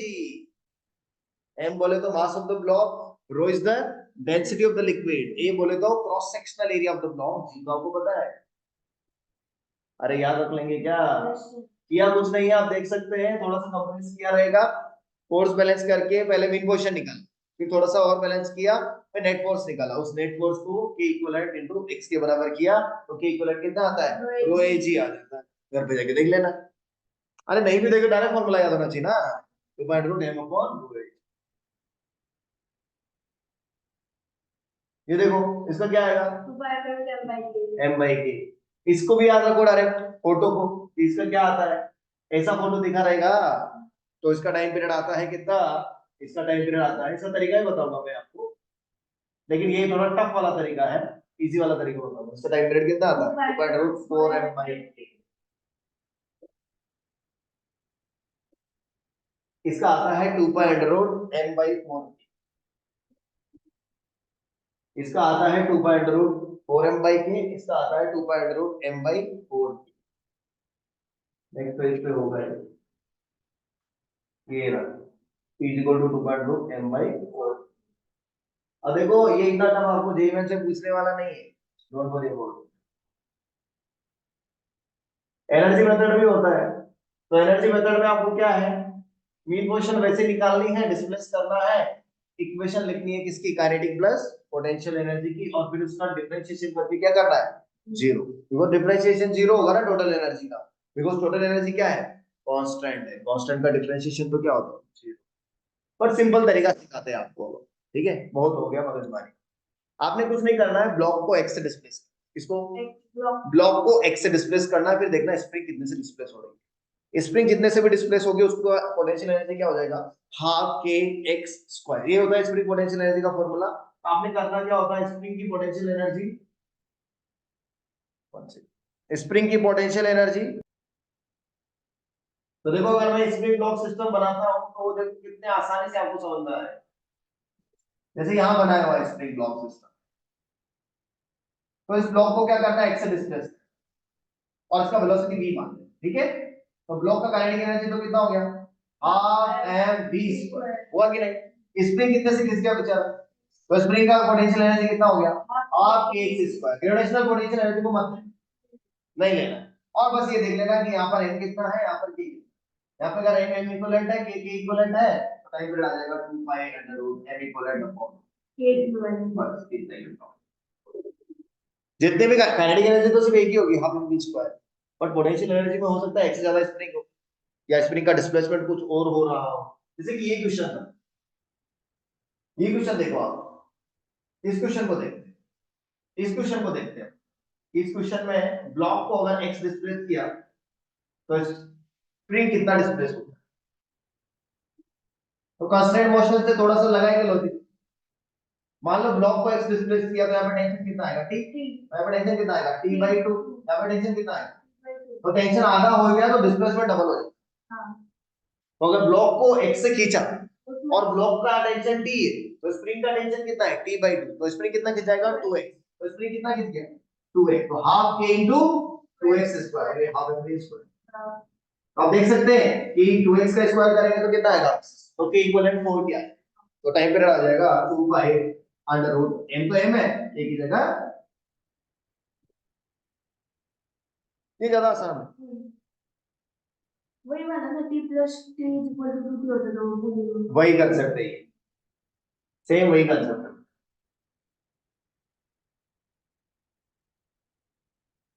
सेम वही कंसेप्ट है।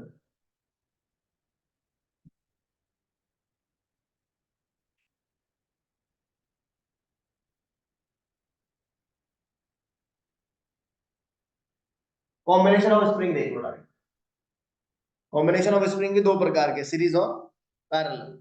सीरीज कॉम्बिनेशन और पैरेलल कॉम्बिनेशन का क्या अंतर है, डायरेक्टली सीख लो, इधर देखने की जरूरत नहीं है। सीरीज कॉम्बिनेशन में फोर्स सेम रहता है, फोर्स सेम रहता है, यानी कि k1x1 is equal to k2x, x1 x2 अलग अलग है, यानी कि दोनों स्प्रिंग अलग अलग से खींचेगी। जैसे कि ये सीरीज है कि पैरेलल है, सीरीज है, और आइडियल स्प्रिंग लेते हैं अपन, तो सीरीज कॉम्बिनेशन में फोर्स सेम रहेगा। मान लो x1 खींच गया, ये कितना खींच गया, x2, तो k1x1 बराबर k2x2, यानी कि x1 upon x2 is inversely proportional to k, यानी कि x1 upon x2 क्या आएगा, k2 upon k1, यानी कि जिसका k ज्यादा होगा उसका x क्या होगा, कम होगा, और टोटल x इसके बराबर, समझ गए ना। और k इक्विवेलेंट की बात करें तो 1 upon k equivalent is equal to 1 upon k1 plus 1 upon k2। दो के लिए बात करें तो k1 k2 upon k1 plus k2, समझ गए। टाइम पीरियड 2.√m/k, सिंपल है ये। सीरीज कॉम्बिनेशन में क्या सेम रहता है, फोर्स, डिस्प्लेसमेंट अलग अलग रहता है, और displacement inversely proportional to k रहता है, यानी कि x1 upon x2 क्या हो जाएगा, k2 minus k2, सिंपल है। अच्छा कभी कभी क्या करते हैं एडेगिरी, कभी कभी वो जो अपना रॉड रहता है ना, रॉड या वायर, तो रॉड या वायर को भी स्प्रिंग मानते हैं, हाँ,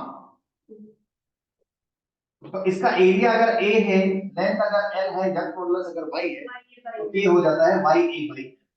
याद है कि भूल गए? भूला नहीं।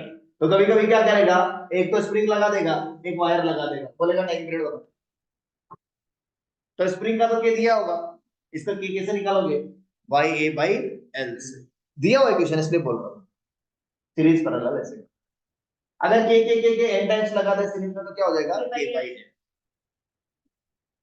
पैरेलल कॉम्बिनेशन ज्यादा आसान है, अरे k1 plus k2, four same रहते हैं, सॉरी, हाँ फोर सेम रहेगा, डिस्प्लेसमेंट सेम रहेगा, फोर्स तो उसमें सेम होगा, इसमें डिस्प्लेसमेंट और इलोंगेशन सेम रहेगा, फोर्स अलग अलग रहेगा, और इसमें force directly proportional to k, समझ ना, f equal to kx, x तो सेम है, तो ये k equal k1 plus k2, ये बहुत ज्यादा ये कर सकते हैं क्या, ये simple simple Changu Changu question है, ये दोनों कितने हैं, पैरेलल, k का पैरेलल 2k, 2k और 3k का series 2k into 3k upon 2k plus 3k, 6k by 5 तो इक्वल टू 2.25, अरे भाई ये क्वेश्चन तो कर लोगे,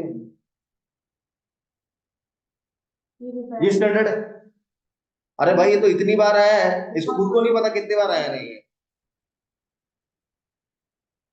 ये दोनों सीरीज में नहीं है, पैरेलल में है, क्योंकि जब आप इसको x इधर पुश करेंगे तो ये x कंप्रेस होगा और ये x इलोंगेट हो जाएगा, तो दोनों का x सेम है, x सेम मतलब किसमें, सीरीज या पैरेलल, पैरेलल, तो पैरेलल क्या होगा, k1 plus k2, time period क्या आएगा, 2 pi under root m upon k1 plus k2, याद रखना है भाई, 2023 का क्वेश्चन है इधर दिया हुआ है, यहाँ पर क्या हो जाएगा, k1 प्लस k2, 20 प्लस 20 कितना, 40, ये भी स्टैंडर्ड है भाई। इसमें इसमें क्या अंतर है, इसमें एक ब्लॉक है, दो स्प्रिंग, और इसमें दो ब्लॉक है, एक स्प्रिंग है, तो इसमें reduce mass concept use, m1 m2 upon m1 plus m, यानी कि t is equal to 2 pi under root m1 m2 upon m1 plus m2 into k, भाई याद रखना बेटा, दोनों भी स्टैंडर्ड है। अच्छा इसमें और थोड़ा मसाला मिर्ची डालते हैं, मसाला मिर्ची कैसे डालते हैं, ऐसे डाला था, मसाला मिर्ची ऐसे डालते हैं, ये मसाला मिर्ची डालते हैं, मसाला मिर्ची डालने में कोई ज्यादा दिक्कत नहीं। इसका टाइप पीरियड पूछा, ये दोनों वो भी तो पैरेलल है, के 2k parallel 4k is equal to 2 pi under root m upon 4k। और मिर्च मसाला कैसे डालते हैं, मिर्च मसाला डालना हमको भी आना चाहिए, मिर्च मसाला डालना हमको भी आना है, 2 kg 1 kg 4k और k, क्या करोगे इसमें, रिड्यूस मास को लगाएंगे ऐसे ही, और k 1.5 के हो जाएगा, नहीं समझे, तो दोनों भी तरीका हमको आना चाहिए। सर ये क्वेश्चन मेरी शिफ्ट में आया अच्छा है, हाँ ये भी स्टैंडर्ड एग्जांपल है। इसमें क्या करते हैं, ऐसे बोलते हैं कि भाई एक M1 ब्लॉक है, वो जो है स्टेम कर रहा है कि स्प्रिंग से बंधा हुआ, जब M1 मेन पोजीशन से जाता है तो उसके ऊपर M2 को जेंटली प्रेस कर दो, तो नया एम्पलीट्यूड बताओ और नया एंगुलर फ्रीक्वेंसी बताओ, तो पुराना एंगुलर फ्रीक्वेंसी में तो रूट M1 बाई के आ जाएगा, और नया एंगुलर फ्रीक्वेंसी में आ जाएगा root M1 plus M2 by k, root root k by m होता है क्या, रूट के बाई एम, तो एक बार आ जाएगा रूट के बाई M1 और एक बार आ जाएगा root k by M1 plus M। अब नवा एम्पलीट्यूड की बात कर रहे हैं, नवा एम्पलीट्यूड मतलब ये ब्लॉक रखने के बाद नवा एम्पलीट्यूड क्या हो, तो मेन पोजीशन पर है तो नेट फोर्स क्या होगा, जीरो, नेट फोर्स जीरो, तो मोमेंटम कंजर्व, तो मोमेंटम कंजर्व कर दिया। तो पहले तो कौन चल रहा था सिर्फ m1, तो पहले आ जाएगा m1 भी, बाद में कौन चलेगा m1 plus m2 into v2, but main position पर मैक्सिमम होती है, वेलोसिटी मैक्सिमम होती है, और मैक्सिमम वेलोसिटी का फार्मूला क्या, ओमेगा a, यानी कि ओमेगा 1 a1, और यहां पर हो जाएगा ओमेगा 2 a2, वो a2 निकालना है, a1 तो दिया है, ओमेगा 1 क्या हो जाएगा under root k by m1, और ओमेगा 2 क्या हो जाएगा under root k by m1 plus m, तो वहां से इक्वल, अरे रट डालो डायरेक्ट फॉर्मूला क्या है, a new will be under root of m1 upon m1 plus m2 into a, इतना मगजमारी क्या है भाई, स्टैंडर्ड है इसलिए बता रहा हूं मैं। देखो भाई वन शॉट का मतलब होता है जो भी बता रहे हैं सर बहुत सोच समझ के बता रहे हैं, पूरा जी जान लगा करके बनाया होगा तब बता रहे हैं, ऐसे तो नहीं बताएंगे, टोटल एनर्जी कांस्टेंट ही रहती है, क्योंकि टोटल एनर्जी हाफ के ए स्क्वायर होती है। तो के आपने चेंज किया, के तो वही है, एम्पलीट्यूड चेंज हुआ कि नहीं, एम्पलीट्यूड चेंज हुआ, ठीक है। एक्सट्रीम पोजीशन पे रखेंगे तो टोटल नहीं होगा, नहीं होगा। हाँ ठीक है। तो ऐसे आप ध्यान रखिए, टाइम पीरियड का रूल चेंज हो गया। याद रखेंगे formula m1 upon m1 plus m2 into a। याद रखना किसको किस पे रखना है। इस केस में टोटल एनर्जी घट जाती है क्योंकि एम्पलीट्यूड नया वाला घट गया है, हाफ के a स्क्वायर था ना, तो उसमें टोटल एनर्जी घटेगी जबकि उसमें टोटल एनर्जी कांस्टेंट रहेगी। एक्सट्रीम पोजीशन पे जाकर के ब्लॉक रखा तो फिर जो है वहां पे टोटल एनर्जी चेंज नहीं होती, वही रहती, क्योंकि एक्सट्रीम पोजीशन पे वेलोसिटी क्या होती है, जीरो होती है, वहां पे सिर्फ प्योर पोटेंशियल एनर्जी बचती है। ये देखो एक और है, खतरनाक खतरनाक है भाई, सब स्टैंडर्ड है। इसमें क्या बोल रहा है, एक प्लेटफॉर्म है वो ऑसिलेशन कर रहा है और उसके ऊपर एक ब्लॉक रखा है। अभी अगर ये ज्यादा ही तेज ऑसिलेशन करेगा तो ब्लॉक और कांटेक्ट लूज हो जाएगा, तो ये बोल रहे हैं कांटेक्ट लूज नहीं होना चाहिए। तो कितना मैक्सिमम एम्पलीट्यूड आप दे सकते हैं ऑसिलेशन को ताकि कांटेक्ट लॉस ना हो। तो कांटेक्ट लॉस जब होगा जब एसएचएम का मैक्सिमम वैल्यू एसएचएम के एक्सेलरेशन का मैक्सिमम वैल्यू जी से ज्यादा तब उसको कांटेक्ट लॉस होगा, क्योंकि इस ऊपर पड़े हुए ब्लॉक का एक्सेलरेशन जी से ज्यादा नहीं हो सकता, जी से ज्यादा हो नहीं सकता है। यानी कि इसका जो मैक्सिमम एक्सेलरेशन है ब्लॉक का वो कितना हो सकता है, जी, उससे ज्यादा नहीं। बट मैक्सिमम एक्सेलरेशन होता कितना है, अरे भाई एसएचएम का मैक्सिमम एक्सेलरेशन होता कितना है, तो यहाँ से क्या आ जाएगा ओमेगा रूट जी, और ए पूछेगा तो क्या आ जाएगा जी बाई ओमेगा स्क्वायर, स्टैंडर्ड है भाई। तो ये पूछा है, देखो क्या लिखा है, find maximum amplitude so that both block do not lose contact. यानी कि नॉर्मल को जीरो से बड़ा रखना पड़ेगा, नॉर्मल जीरो हो गया तो कांटेक्ट लूज, नॉर्मल जीरो हो गया मतलब mg बराबर क्या हो गया, तो ओमेगा स्क्वायर है किसके बराबर आ गया, जी के। जनरल नॉलेज, यस ठीक है ना, जनरल नॉलेज, अरे याद रख लोगे क्या, स्टैंडर्ड है ये भी। एक वो ढक्कन वाला भी फॉर्मूला आया था, इसमें क्या है वो आपने देखा क्या, कभी कभी कंस्ट्रक्शन साइट पे गए हो आप, हाँ, वो बड़ा वाला रहता है ना सिलेंडर, उसमें क्या रहता है, माटी वाटी सब डाल देते हैं, है ना, मिक्स करने के लिए गिट्टी डाल देते हैं, सीमेंट डाल देते हैं, बारूद डाल देते हैं, आदमी को डाल देते हैं कभी, तो क्या होता है वो ऐसे घूमता रहता है, घूमता है कि नहीं, तो ये बोल रहा है कि एक मास m का पार्टिकल इधर स्टिक कर रहे हैं अंदर से, बाहर से तो कैसे करेगा, तो फिर नेसेसरी ओमेगा कितना होना चाहिए, वहां पे स्टिक करेंगे, हाँ वहां पे स्टिक करने के लिए r रेडियस में, तो फिर वो ओमेगा भी इसी प्रकार से निकलता कि भाई नेसेसरी सेंट्रीफ्यूगल फोर्स कौन प्रोवाइड कर रहा है, mg, तो mg is equal to m omega square. Normal zero नहीं हो, नॉर्मल जीरो है तो कांटेक्ट लूज हो जाएगा, तो नॉर्मल को जीरो पकड़ लेते हैं, mg is providing necessary centrifugal force, तो mg बराबर m ओमेगा स्क्वायर r, तो ओमेगा क्या आ गया रूट g बाय r, तो टाइम पीरियड आ जाएगा 2 point root r by g। क्यों बताया सर, साथ में क्यों बताया, एक जैसा दिखता है, एक जैसा दिखता है जी भाई यार, वहां पर ए है एम्पलीट्यूड और यहाँ पर आर क्या है, रेडियस, सिलेंडर का रेडियस नहीं, सिलेंडर उस पर्टिकुलर पार्टिकल के सर्कुलर मोशन का सिलेंडर है ना, क्योंकि इसमें तो रेडियस हर जगह अलग अलग होता है, तो ये हमको थोड़ा सा पता होना चाहिए कि नहीं चाहिए, ये छोड़, ये थोड़ा सा हाई लेवल का है, एंगुलर एसएचएम, तो लीनियर और एंगुलर एसएचएम में हमको रिलेशन पता होना चाहिए। यहाँ पर जो होता है डिस्प्लेसमेंट लीनियर वो क्या हो जाता है, एंगुलर थीटा, वेलोसिटी v की जगह क्या हो जाता है, एंगुलर वेलोसिटी ओमेगा, एम्पलीट्यूड की जगह क्या हो जाता है, थीटा नॉट, एक्सेलरेशन e की जगह क्या हो जाता है, अल्फा, याद है ना ये छोटी छोटी चीजें, मास की जगह क्या हो जाएगा, मोमेंट ऑफ इनर्शिया, फोर्स की जगह टॉर्क, f अगर क्या था माइनस के x, तो यहाँ पे टॉर्क क्या हो जाएगा minus c theta, time period 2 pi under root m by k, time period 2 pi under root i by c, a बराबर माइनस ओमेगा स्क्वायर x, तो alpha is equal to minus omega square theta is equal to omega root a square minus x square, omega next will be omega theta not square minus theta square, x is equal to a sin omega t plus phi, तो कर लेंगे क्या, बिल्कुल बिल्कुल simple है, केवल हमको क्या करना है, इसमें ओमेगा आएगा under root k by m और इसमें ओमेगा आएगा अंडर रूट सी बाई आई।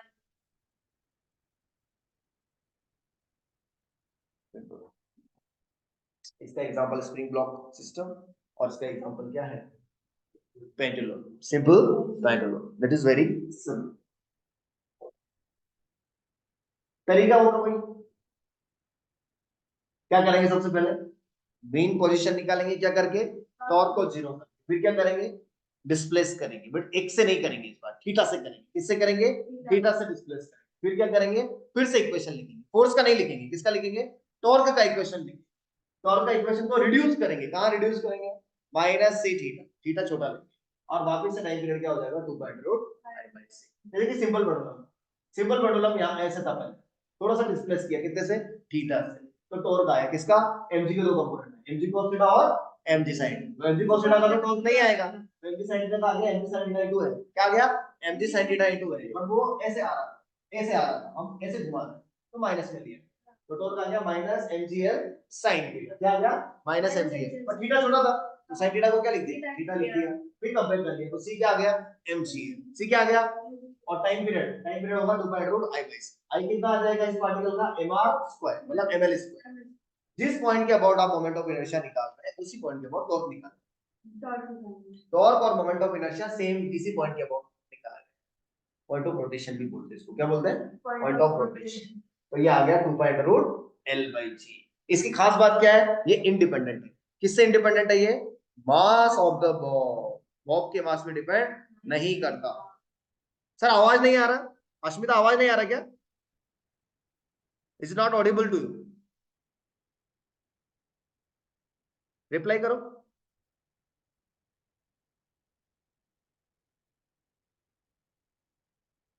कम आ रहा है तो तुम्हारा मोबाइल का आवाज बढ़ा लो, उधर आ रहा है आवाज एक्चुअली, ठीक है। तो 2 pi under root L by G, और चीख के बोल दो 2 pi under root L by G आ जाएगा।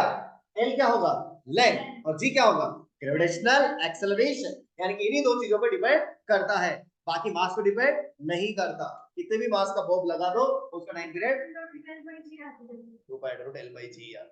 एल को चेंज कैसे करें, लंबाई बढ़ा दो, लंबाई कैसे बढ़ाओ, या तो खींच लो, थर्मल एक्सपेंशन कर दो, तो दो ही तरीके से लंबाई बढ़ सकती है, स्ट्रेचिंग और थर्मल। बट जी को चेंज करने के तो 1000 करोड़ तरीके। जी चेंज कैसे होगा, मून पे चले जाओ जी बाई 6, इक्वेटर पे चले जाओ, पोल पे चले जाओ, जी चेंज हो जाता है। और कहां पे चले जाओ, हाइट पे चले जाओ, डेप्थ में चले जाओ, और पानी के अंदर चले जाओ, बिकॉज पानी में जाएंगे तो बॉइंट फोर्स लगने लगेगा, लिक्विड पे डालोगे तो वहां भी चेंज हो जाएगा। उसके बाद गड्ढे में चले जाओ, सेंटर पे चले जाओ, लिफ्ट में चले जाओ, है ना, हॉरिजॉन्टली मूविंग कार में चले जाओ, बहुत सारे एग्जांपल सब देखेंगे, है ना, इलेक्ट्रिक फील्ड लगा दो, बहुत सारे तरीके, बहुत सारे तरीके, तो जरूर से याद रखें, यहाँ पे ओमेगा लगता है। एक होता है उसको बोलते हैं सेकंड पेंडुलम, क्या बोलते हैं, सेकंड पेंडुलम। सेकंड पेंडुलम क्यों बोलते हैं, उसका टाइम पीरियड कितना होता है, 2 सेकंड। सेकंड पेंडुलम भी एकदम सिंपल पेंडुलम की तरह ही, बट टोटल टाइम कितना लगता है, 2 सेकंड लगता है। टोटल टाइम 2 सेकंड का मतलब समझते हैं, मेन पोजीशन से एक्सट्रीम गया आधा सेकंड, आधा आधा आधा, हो गया। तो एक बार तो यही पूछ लिया था कि बताओ सेकंड पेंडुलम में एक एक्सट्रीम से दूसरे एक्सट्रीम पे जाने का टाइम कितना लगेगा, एक एक एक यही आंसर था, 1 सेकंड।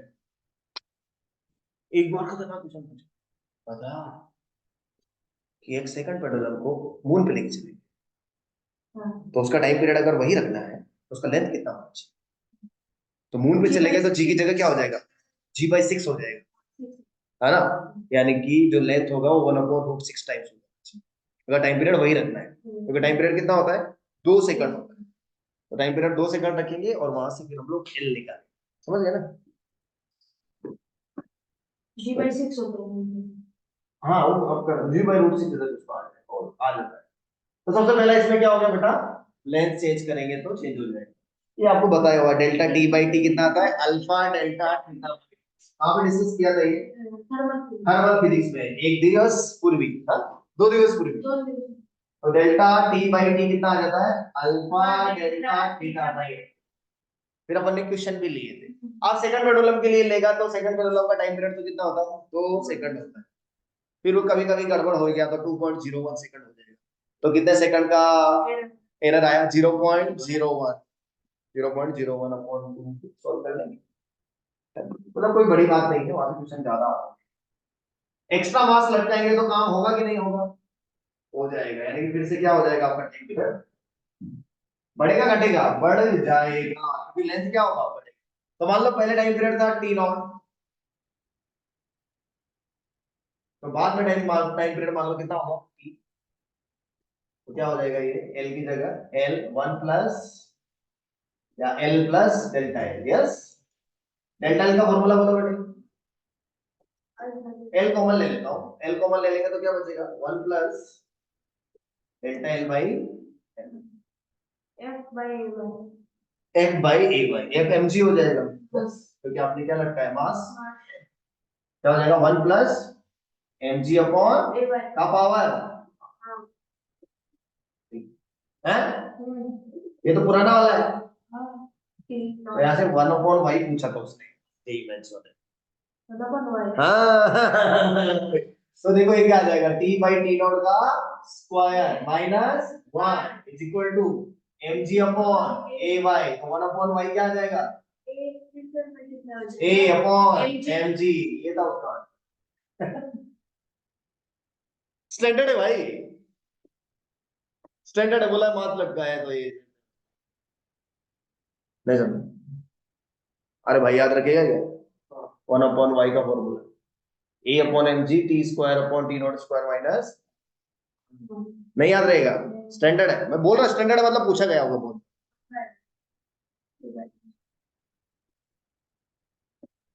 तो यहीं से तो निकला है, ऐसे क्या देख रहा है, ये भी याद है। अरे यार वेरिएशन इन जी तो कैसे कैसे करोगे, 1000 करोड़ तरीके। सबसे पहला हाइट वेरिएशन कर सकते हैं, जी 1 प्लस एच बाई आर का स्क्वायर, आपको पता है कब से कब तक क्या लगा, मैं ही नहीं सिखाऊंगा आ जाओ, क्योंकि जी का वेरिएशन आपको आता है। डेप्थ में जाएंगे तो वेरिएशन कर सकते हैं, कर सकते हैं यार। लिफ्ट में जाएंगे, लिफ्ट ऊपर जा रही है तो क्या आ जाएगा, जी प्लस, नीचे आ रही है तो जी माइनस, हॉरिजॉन्टली जा रही है तो under root g square plus ए स्क्वायर। ये भी इंपॉर्टेंट है हाँ, ऐसे अगर जा रही है तो जी की जगह क्या पकड़ने का, जी cos थीटा पकड़ने का, तो 2 pi under root L upon G cos theta. Conical pendulum का टाइम पीरियड क्या होता है, L cos theta by G होता है, T is equal to 2 pi under root L cos theta by G होता है कॉनिकल पेंडुलम का, और सिंपल पेंडुलम का होता है 2 pi under root L by G. ये देखो इस केस में पानी वाला क्या, ये वाला केस भी पता है आपको, G minus omega square R, G बोल तो जी के बराबर होता है, G equal G minus omega square R होता है, भूल कैसे लगते हैं हम लोग। ये देखो इसमें क्या हो जाता है, सिर्फ जी की जगह 1 minus rho liquid upon rho object, यानी कि इसका टाइम पीरियड क्या आ जाएगा, 2 pi under root L upon G 1 minus rho liquid upon, यानी कि टी लिक्विड होता है T air divided by root over 1 minus rho liquid upon,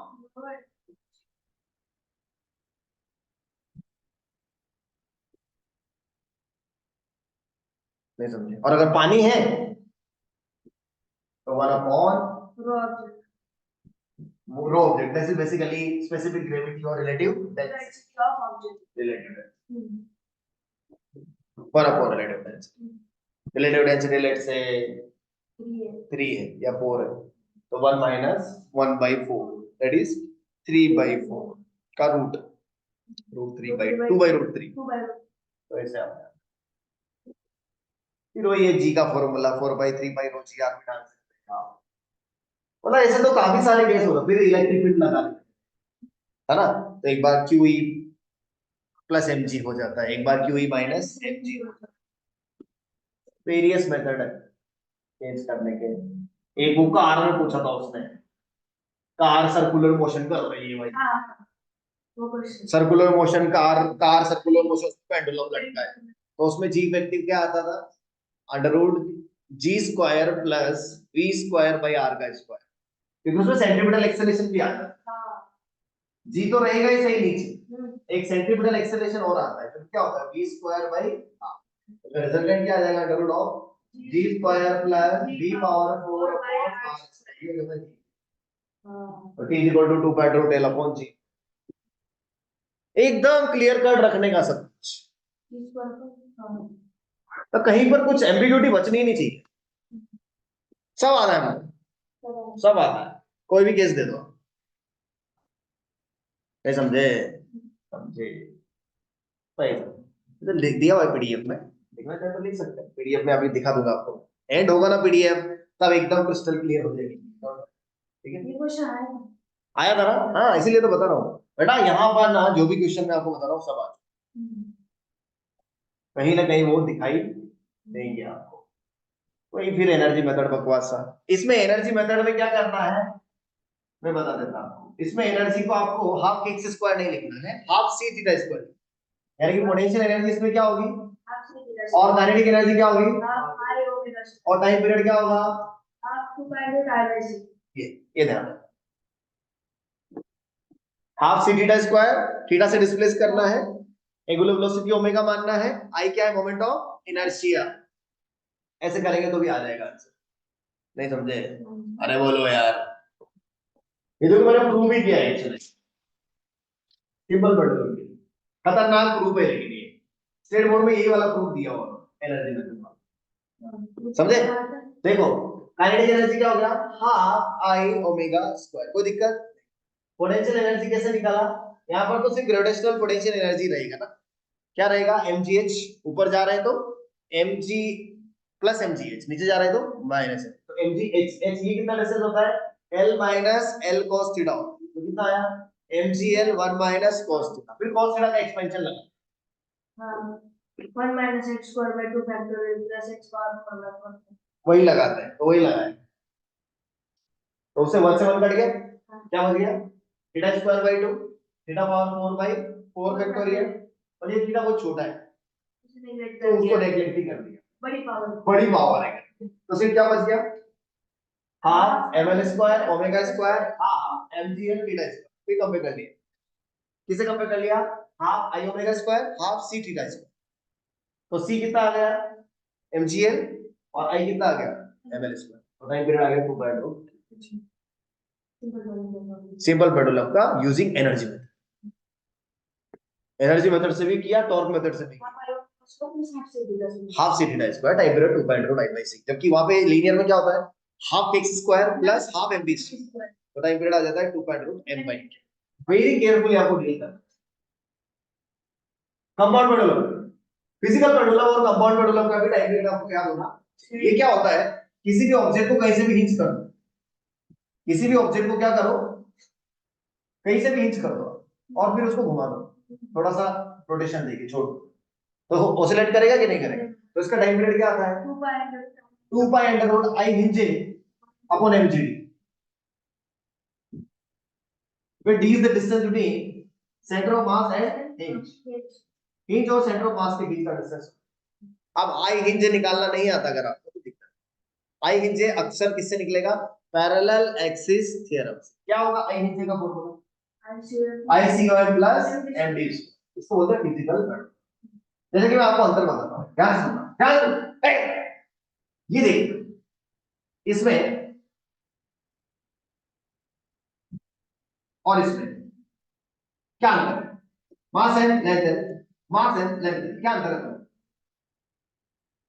क्या अंतर दिखता है, ये मैं मास मतलब ये सिंपल पेंडुलम है, ये सिंपल पेंडुलम नहीं है, ये फिजिकल पेंडुलम, क्योंकि इसमें रॉड है, हाँ इसमें केवल एक स्ट्रिंग है मासलेस और बोथ का मास, इसमें रॉड का मास है और रॉड का ही लेंथ, तो इसको लगाते हैं इसके हिसाब से, इसको तो डायरेक्ट पता है क्या आता है इसका 2 pi under root l by, ये तो बहुत सिंपल है, इसका देखते हैं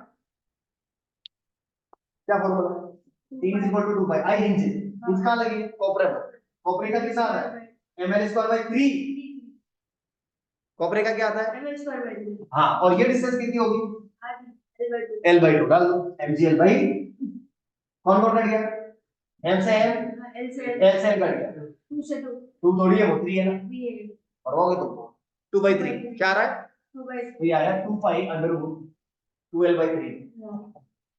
अरे नहीं समझ में आया, अरे भाव समझा कि नहीं तेरे को, समझ गया ना, तो दोनों का रेशो पूछा था एक बार रॉड का, तो आपको ध्यान रखना है ये व्हीकल पे पूछा, और कहीं भी लगा सकते, हिंज तो कहीं भी लगा सकते, कहीं भी लगा लो, क्या बीच में लगा तो बहुत ही आसान, वो मोमेंट ऑफ इनर्शिया फिर तो डी जीरो ही हो जाएगा, डी जीरो हो जाएगा, डी जीरो होते खत्म हो जाएगा, फिजिकल पेट्रोल कहलाएगा, ये देखो ना निकाला ना भाई ने, कितना आ रहा है, अबे लिखा हुआ है P rod is equal to √2/3 times of simple weight, लिखा हुआ है, तुम्हारे नोटबुक में था क्या ऐसा, नहीं ये सब नया लग रहा है, नया लग रहा है ना, हाँ क्योंकि अपडेटेड हो जाता है वो, 1 साल में बस, यस, एक साल क्या, अपडेट होने के लिए कुछ टाइम नहीं लगता, आईफोन वाले हर साल नया आईफोन निकालते हैं, अपडेट क्या करते हैं पता है, कैमरा कुछ भी अपडेट नहीं करते हो, केवल नाम नया करते हैं, केवल चिप नया लगा देते हैं, हाँ चार्जिंग पोर्ट में थोड़ा सा वेरिएशन कर देते हैं, एक दो चीजें और नहीं ऐड कर देते, ये भी घर पे देख लेना, ये सब क्या है, किसके एग्जांपल्स है, फिजिकल पेंडुलम के, मोमेंट ऑफ इनर्शिया ही निकालना सबसे इंपॉर्टेंट रहता है, मोमेंट ऑफ इनर्शिया निकालना इंपॉर्टेंट, मोमेंट ऑफ इनर्शिया एक बार निकला फिर खत्म, ये भी एक टाइप है, एक स्टैंडर्ड एग्जांपल में आप देखो ऐसे लगाया, तो आप इसको एनर्जी मेथड से, इससे क्या करो एनर्जी, यानी कि आपने करना क्या है, पहले रॉड को थोड़ा सा टिल्ट करना है, यानी कि रॉड को थोड़ा सा घुमा दो, कितना एंगल से थीटा, तो अब ये यहाँ पे हिंज लगा है, तो ये डिस्टेंस आ जाएगी हमारी r into थीटा, r हो जाएगा l/2, तो ये हो जाएगा l/2 थीटा, और ये भी कितना हो जाएगा l/2 theta, radius into angle, तो ये स्प्रिंग कितना कंप्रेस हुई l/2 थीटा, ये भी कितना कंप्रेस हुई, तो दोनों का एनर्जी क्या हो जाएगा, हाफ के l/2 थीटा का स्क्वायर, हाफ के l/2 थीटा का स्क्वायर, और रॉड का kinetic energy half I omega square, ऐसे लिखा था ऐसे, अब बस देख लो कि हाफ सी थीटा स्क्वायर क्या है, तो ये कितना हुआ 2k l²/4, यानी कि k l²/2 plus k l²/4 into theta square plus half, moment of inertia कितना हो जाएगा, कहां पे इंच लगी है, बीच में, बस खत्म हो, k l²/12 plus k l²/4, 12 मतलब 2, 3/4, तो यानी कि c कितना आ गया मेरा 3/4 kl स्क्वायर, और मेरा i कितना आ गया ml²/2, तो टाइम पे आ जाएगा 2/√c, कर सकते हैं, अब ये 23 का है कि 24 का है इतना मुझे पता नहीं है, पर तरीका यही याद है, नीड टू बी अपडेटेड कि करना कैसे है, इसी प्रकार से होता है करके, तो देखते हैं इनका सही आएगा सी कोलन, कितना आ रहा है 3/4 kl स्क्वायर, कर सकते हैं,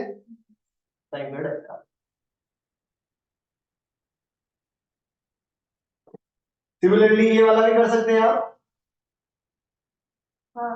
इसमें हिंज यहां लगाया, ये डिस्टेंस कितना है, डी नहीं है l/4, तो यह आ जाएगा l/4 थीटा, ये डिस्टेंस कितनी है l, तो यह आ जाएगा l थीटा, तो एक में एक्सपेंशन कितना आया l/4 थीटा का स्क्वायर करो, l²/16 थीटा स्क्वायर, तो l²/16 के, यानी कि k l²/16 यहां से आ रहा है, ये क्या आ जाएगा kl स्क्वायर, तो टोटल कितना हो गया kl square plus kl square by 16, that is 17/16 kl square, अरे सही है गलत है, और मोमेंट ऑफ इनर्शिया कॉपरेम का कितना आता है ml²/3, पेन चलाने की भी जरूरत नहीं है, खोपड़ी चलाने की, दोनों का अलग-अलग, कि हिंज कहां लगी है और स्प्रिंग कहां अटैच है, इतने से हो जाए, अरे बेटा जोर से बोलो, ये भी एक अच्छा क्वेश्चन है, स्टैंडर्ड में आता है भाई। इसमें क्या पूछा है देखो, इसमें ये पूछा है M1 M2 के बीच में फ्रिक्शन, नीचे कैसा है, ये पूछ रहे हैं find maximum amplitude of oscillation for the blocks moving together without slipping, यानी कि इन अगर ये ऐसे जब करने लगे तो इसका मैक्सिमम एम्पलीट्यूड कितना हो सकता है ताकि ब्लॉक के बीच में स्लिपिंग ना हो। हाँ, यानी कि आपने क्या करना है, M2 की औकात कितनी होती है, M2 की औकात होती है म्यू जी, कितनी होती है M2 की औकात, तो म्यू जी को mx के बराबर कर देना। ऐसे कर रहे थे तो आपने जी को mx के बराबर किया था, और जब आप फ्रिक्शन की बात करें तो म्यू जी को mx के बराबर कर, म्यू जी को किसके बराबर कर देने का, mx के बराबर कर देना। तो mu into G is equal to mx, that is omega square A. तो मैक्सिमम एम्पलीट्यूड क्या आ गया, म्यू एस जी, और ओमेगा का फॉर्मूला क्या होगा, रूट के अपॉन m1 प्लस m, डाल दिया तो ए आ गया। अब वो ए देकर के म्यू भी पूछ सकता है और म्यू देकर के ए भी पूछ सकता है, स्टैंडर्ड में आता है भाई, याद रखना है खोपड़ी में। ये भी एक टाइप का एसएचएम है, इसमें करता है प्योर रोलिंग। ये रोलिंग को तो अभी हटा चुके हैं, मुझे नहीं लगता कि ये देगा वो, बट अगर आ भी गया तो सिर्फ क्या करना है, काइनेटिक एनर्जी जिसको आप पहले क्या लिखते थे, हाफ आई ओमेगा स्क्वायर या हाफ एम वी स्क्वायर, उसको लिखना half M we square 1 plus k square by r square, यानी कि मास की जगह क्या लिखना होगा, m into 1 plus k square by r square, और k square by r square ring का होता है 1, डिस्क का होता है 1/2, होलो स्फीयर का 2/3 और सॉलिड स्फीयर का 2/5। आने वाला नहीं बढ़िए, ओके। कॉम्बिनेशन ऑफ एसएसएम इसका लास्ट टॉपिक, जो कि कुछ भी नहीं है, सिंपली क्या है, वेक्टर्स। क्या है, वेक्टर्स। वेक्टर्स को जैसे ऐड करते हैं वैसे, यानी कि एम्पलीट्यूड को बना लो मैग्नीट्यूड और फेज को बना लो एंगल। क्या बोला फिर से सर ने, एम्पलीट्यूड को बना दो मैग्नीट्यूड, फेज को बना दो एंगल। एम्पलीट्यूड क्या क्या है, यानी कि मैग्नीट्यूड क्या क्या है, और एंगल कितने कितने हैं, एक का एंगल ओमेगा टी, एक का एंगल तो दोनों का एंगल का डिफरेंस कितना आ जाएगा, पाई के बराबर। तो फॉर्मूला क्या, under root of a1 square plus a2 square plus 2a1 a2 cos phi. हाँ, लेकिन फेज डिफरेंस निकालने से पहले क्या देखना होगा, दोनों साइन में होने चाहिए, साइन में ही कन्वर्ट करना, साइन में ही कन्वर्ट करना है। ए नेट आ गया, ए नेट के अलावा कितना आगे कितना पीछे वो भी निकाल सकते हैं हम लोग, अल्फा का फॉर्मूला, तो tan alpha formula a2 sin phi upon a2 plus a2 cos phi। तो एग्जांपल देखने से ही पता चलता, जैसे कि ये सबसे स्टैंडर्ड एग्जांपल तो यही है, 3 sin omega t plus 4 cos omega t। पहले क्या करना पड़ेगा, क्या पाई बाय 2 ऐड कर देंगे, तो फेज डिफरेंस कितना आ जाएगा, पाई बाय 2। कौन आगे कौन पीछे कैसे पता लगेगा, देख लेंगे, ये तो ओमेगा t है, जबकि ये क्या होगा omega t plus pi by 2, ये पीछे आगे, ये 3 इधर 4 इधर, 3 और 4 का रिजल्टेंट कितना आ जाएगा, 5, क्योंकि 90 डिग्री पर है, तो ये आ जाएगा 5 sin omega t plus something, that is alpha. Alpha क्या आ जाएगा, फिर अल्फा क्या आ जाएगा, 4/3, दैट इज 50। इससे करेंगे तो 53 आगे, और इससे करेंगे तो 37 पीछे, पीछे -37। वो एक एग्जांपल देख लो, कौन आगे कौन पीछे पहले पता करो, 8 और 6 में कौन आगे कौन पीछे, दूसरा 8 8 वाला आगे 6 वाला पीछे, कितना पीछे, 6 वाला 90 डिग्री पीछे, 6 वाला 90 डिग्री पीछे है, 8 वाला आगे है, तो 8 और 6 का रिजल्ट है 10 है ना, और इसके फेस से कितना आगे, या इसके फेस से कितना आगे, tan अल्फा विल बी 6/8, 6/8 मतलब 37, यानी कि इसके फेस से 37 माइनस कर, तो omega t plus pi by 6 minus 37। अरे समझे, जिसके रिस्पेक्ट में ले रहे हो, जिसके रेस्पेक्ट में है उससे कम करना है, तो ये 30 डिग्री है, 30 डिग्री में से 37 जाएगा तो कितना, -7, तो देखो ना -7, ऐसे निकालते हैं भाई। ये देखो √3 sin omega t minus 4 √3 cos omega t, अब इसे माइनस cos दिए, तो माइनस cos को प्लस साइन में बदलने के लिए 3 पाई बाय 2 ऐड करना पड़ता है, 3 पाई बाय 2 ऐड करना पड़ता है।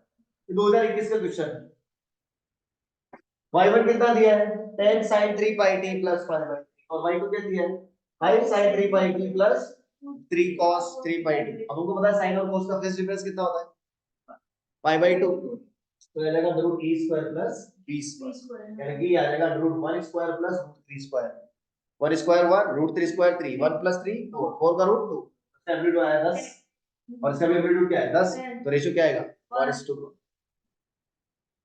यही पूछा था ना शायद। हाँ सेम ये sin 2 pi t cos 2 pi t, तो इसका एम्पलीट्यूड कितना आ जाएगा रूट इसका स्क्वायर प्लस इसका square root 2, root 2 into 5 root 2 10, इसका एम्पलीट्यूड क्या रेशियो 1/2। अबे ये सब पीवाईक्यू है, मेरा थोड़ी है, मेरा कुछ नहीं है, शुरू होते खत्म होते। ठीक है, फिर ये देखो एक क्वेश्चन दिया था, एक question is slightly displaced find diameter of एक गैस भरी ideal gas gamma P not V not piston का मास एरिया आइसोलेटेड है बाहर से, स्लाइटली डिस्प्लेस किया तो ये भी ऑसिलेट करता है, तो इसका टाइम रटेंगे हम लोग को रटने हैं। ठीक है, ये मैं बता दिया when to use different equations, यहां से चालू किया यहां से चालू किया, याद है ना ये। और ये भी बता दिया क्या, ये बताया क्या आपको, फिर अलग से क्यों लिखा, क्योंकि इंपॉर्टेंट। ठीक है, हो सकता है उसमें कुछ मिस हो गया हो। ये बता दिया क्या आपको, when u नॉट इज 0 मतलब मीन पोजीशन का पोटेंशियल एनर्जी 0, तब k max बराबर बराबर that is half k square total energy। if u not is not 0 then p max is equal to total energy is equal to half k square।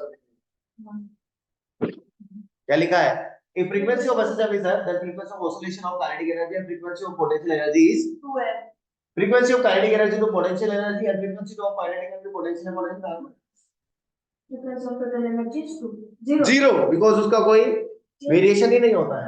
constant हाँ खतरनाक। if car is accelerated horizontally with acceleration a and pendulum is attached to the ceiling, क्या आ जाएगा, g effective क्या आएगा g square plus a square। Torsional pendulum, torsional pendulum, अभी torsional pendulum क्या होता है, इसे धागा रहेगा, उस धागे से क्या करते हैं, इसको बांध और उसको एड देते हैं, एड देने का मतलब उसको ऐसे घुमा देते हैं और फिर छोड़, क्या होता है टॉर्क डेवलप होता है रिस्टोरिंग टॉर्क। ऐसे जाता है फिर वापस ऐसे जाता है फिर ऐसे जाता है फिर ऐसे, तो time period 2 pi under root I by c, और c होता है टॉर्सनल रिजिडिटी या टॉर्सनल कांस्टेंट भी बोलते हैं। ये हमारा गैल्वेनोमीटर था ना, मूविंग कॉइल गैल्वेनोमीटर, उसमें भी यही कांसेप्ट है, ये यहां पर टॉर्क आ रहा है 2 pi under root I by c आ रहा है। ये क्वेश्चन अभी करेंगे, ये भी एक वैरायटी है, उससे पहले कुछ क्वेश्चन देख लो आप।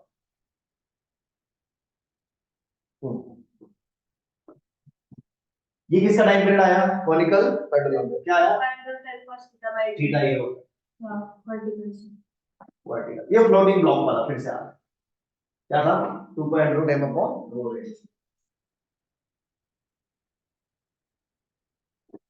Oscillation of the piston in the gas chamber, अभी बताया यार, अभी बताया था ना, ये भूल गए ये ना, ये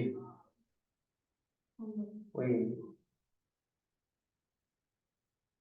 तो इसका भी टाइम पीरियड यहाँ पे लिखा हुआ क्या है, 2 पाई अंडर रूट v है वॉल्यूम है, और m क्या है, मास of the piston a square m क्या है, मास ऑफ द क्या है capital molar mass of the gas, क्या है molar mass of the gas. ठीक है,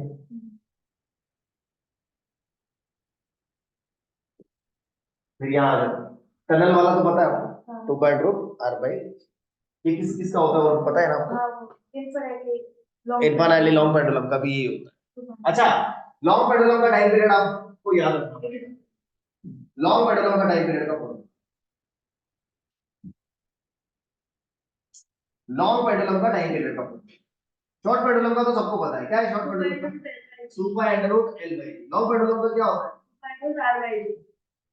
हां 1 प्लस ये होता है long pendulum 2 pi under root 1 upon g 1 upon l plus 1 upon r है रेडियस ऑफ द l है लेंथ। इनफाइनाइट लॉन्ग पेंडुलम का हो जाएगा, इनफाइनाइट लॉन्ग पेंडुलम का हो जाता है, यहाँ पे इन्फिनिटी डालोगे ये आ जाएगा। तो इनफाइनाइटली लॉन्ग पेंडुलम का टाइम पीरियड टनल के अंदर मास को फेंका, उसका time period. Satellite revolving around the sun, मतलब अराउंड द अर्थ का टाइम पीरियड। और वेटलेसनेस अगर फील करता है कोई आदमी तो अर्थ का टाइम पीरियड सेकंड 2.रूट जो कि कितना 84 मिनट होता है। 1 घंटा कुछ तो भी 24 मिनट, 1 घंटा 24। ये ध्यान रखिए आप। अच्छा एक चीज और है, ये भी बता दिया मैंने, ये भी उतना पूछेगा नहीं कोई आपसे। ये भी एक वैरायटी आती है, ये आपकी रह गई एक्चुअली, इसमें एग्जांपल नहीं दिखा।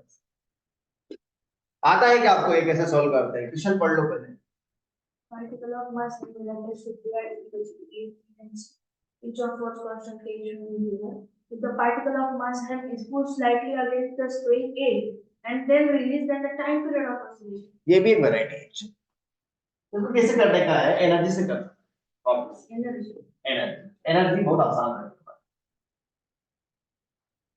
देखो करने का क्या है आपको, देखो स्लाइटली करना है। तो देखो अभी एंगल कितने कितने हैं, ये एंगल कितना है अभी 90 ऐसा है पहले का सिचुएशन। एंगल कितना है 90, तो ये कितना है 40 कितना है। अब कैसे डिस्प्लेस करने बोला है उसने, यानी कि नीचे ले कलर चेंज कर, नीचे ला, नीचे ले आए, कितना नीचे ले आए x। अब ये ऐसे हो जाएगा कि नहीं हो जाएगा, अरे बोलो यस।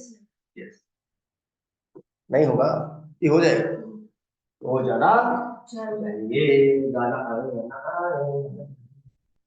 तो बस आपने क्या देखना है कि ये कितना कंप्रेस, तो ये वाली स्प्रिंग कितना कंप्रेस हुई x, तो इसका पोटेंशियल एनर्जी आप x स्क्वायर। आप इनका देखते हैं तो क्या बहुत ही छोटा खींचा है, यानी कि ज्यादा खींचा नहीं है आप, बहुत छोटा है। तो क्या करते हैं यहाँ से परपेंडिकुलर डालते हैं, तो ये लेंथ और ये लेंथ इक्वल हो, और केवल ये एडिशनल है जो कि ये खींच दे, तो ये निकालना है, ये निकालना है, ये 90 डिग्री। अब आपको पता है ये एंगल ज्यादा चेंज हुए कि नहीं, ये एंगल ज्यादा चेंज हुए नहीं, यानी कि वो एंगल बहुत छोटा था। तो ये अभी भी ये एंगल कितना हो 40 और ये कितना था x, तो ये होगा x cos 45 यानी कि भाई, तो ये x by रूट 2 है, तो ये भी कितना, यानी कि ये कितना खिंच गया x by रूट 2, ये भी कितना खिंच गया, तो हाफ के x by रूट 2 चा स्क्वायर काटो x, ये आ गया टोटल मैग्नेटिक पोटेंशियल है, वो हाफ में बीच पर है। तो ये आ गया हाफ के, यहां से आया, यहां से क्या आएगा, देखो इसका स्क्वायर करो x square into 2 गायब,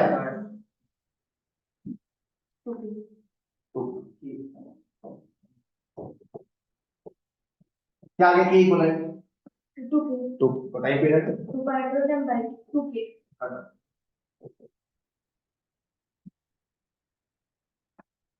नहीं समझ। स्टैंडर्ड वाला क्या आता है 120 वाला, स्टैंडर्ड वाला आता है 120 वाला, यानी कि सारे एंगल कितने कितने 120।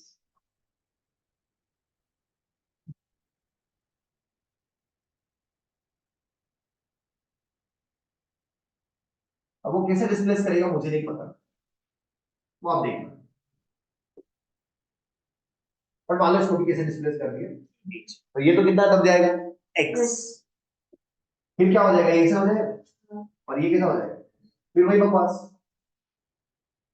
ये एंगल कितना था 60, तो ये भी कितना होगा, ये कितना था x, तो ये क्या हो जाएगा x cos 60 का मतलब यानी कि ये भी x by 2 खिंच गया, और ये भी 1 by 8, और ये कितना कंप्रेस हो गया, और वो x by 2 का स्क्वायर का,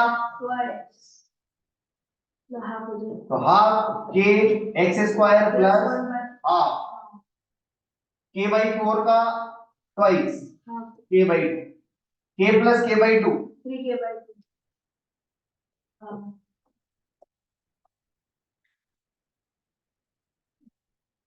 सही गलत ऐसे यार, अरे नहीं समझे, तो यही दोनों तो स्टैंडर्ड है, एक तो ये और एक ये, इसका क्या आता है m by 2 के, और इसका क्या आता है 120 वाले का 2m by 3। इतना क्या बहुत बहुत होता है, इतना क्या मतलब बहुत हो गया ये, 120 का 2m by 3। हाँ फ्रीक्वेंसी भी पूछ सकता है वो, तो उल्टा करना होगा,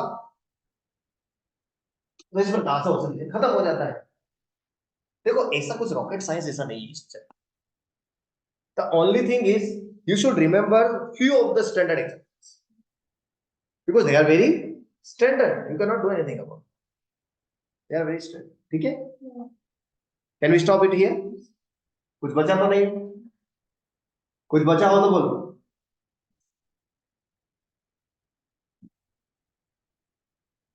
कुछ रह गया हो, कर गया हो, आप बोल सकते हैं। वो कार वाला बता दिया मैंने, सर्कुलर टर्न कर रहा है कार, तो under root g square plus v square by r का होल स्क्वायर। तो अभी हम जो है नेक्स्ट वन शॉट पे लेंगे वेव्स। ठीक है, थैंक यू वेरी मच।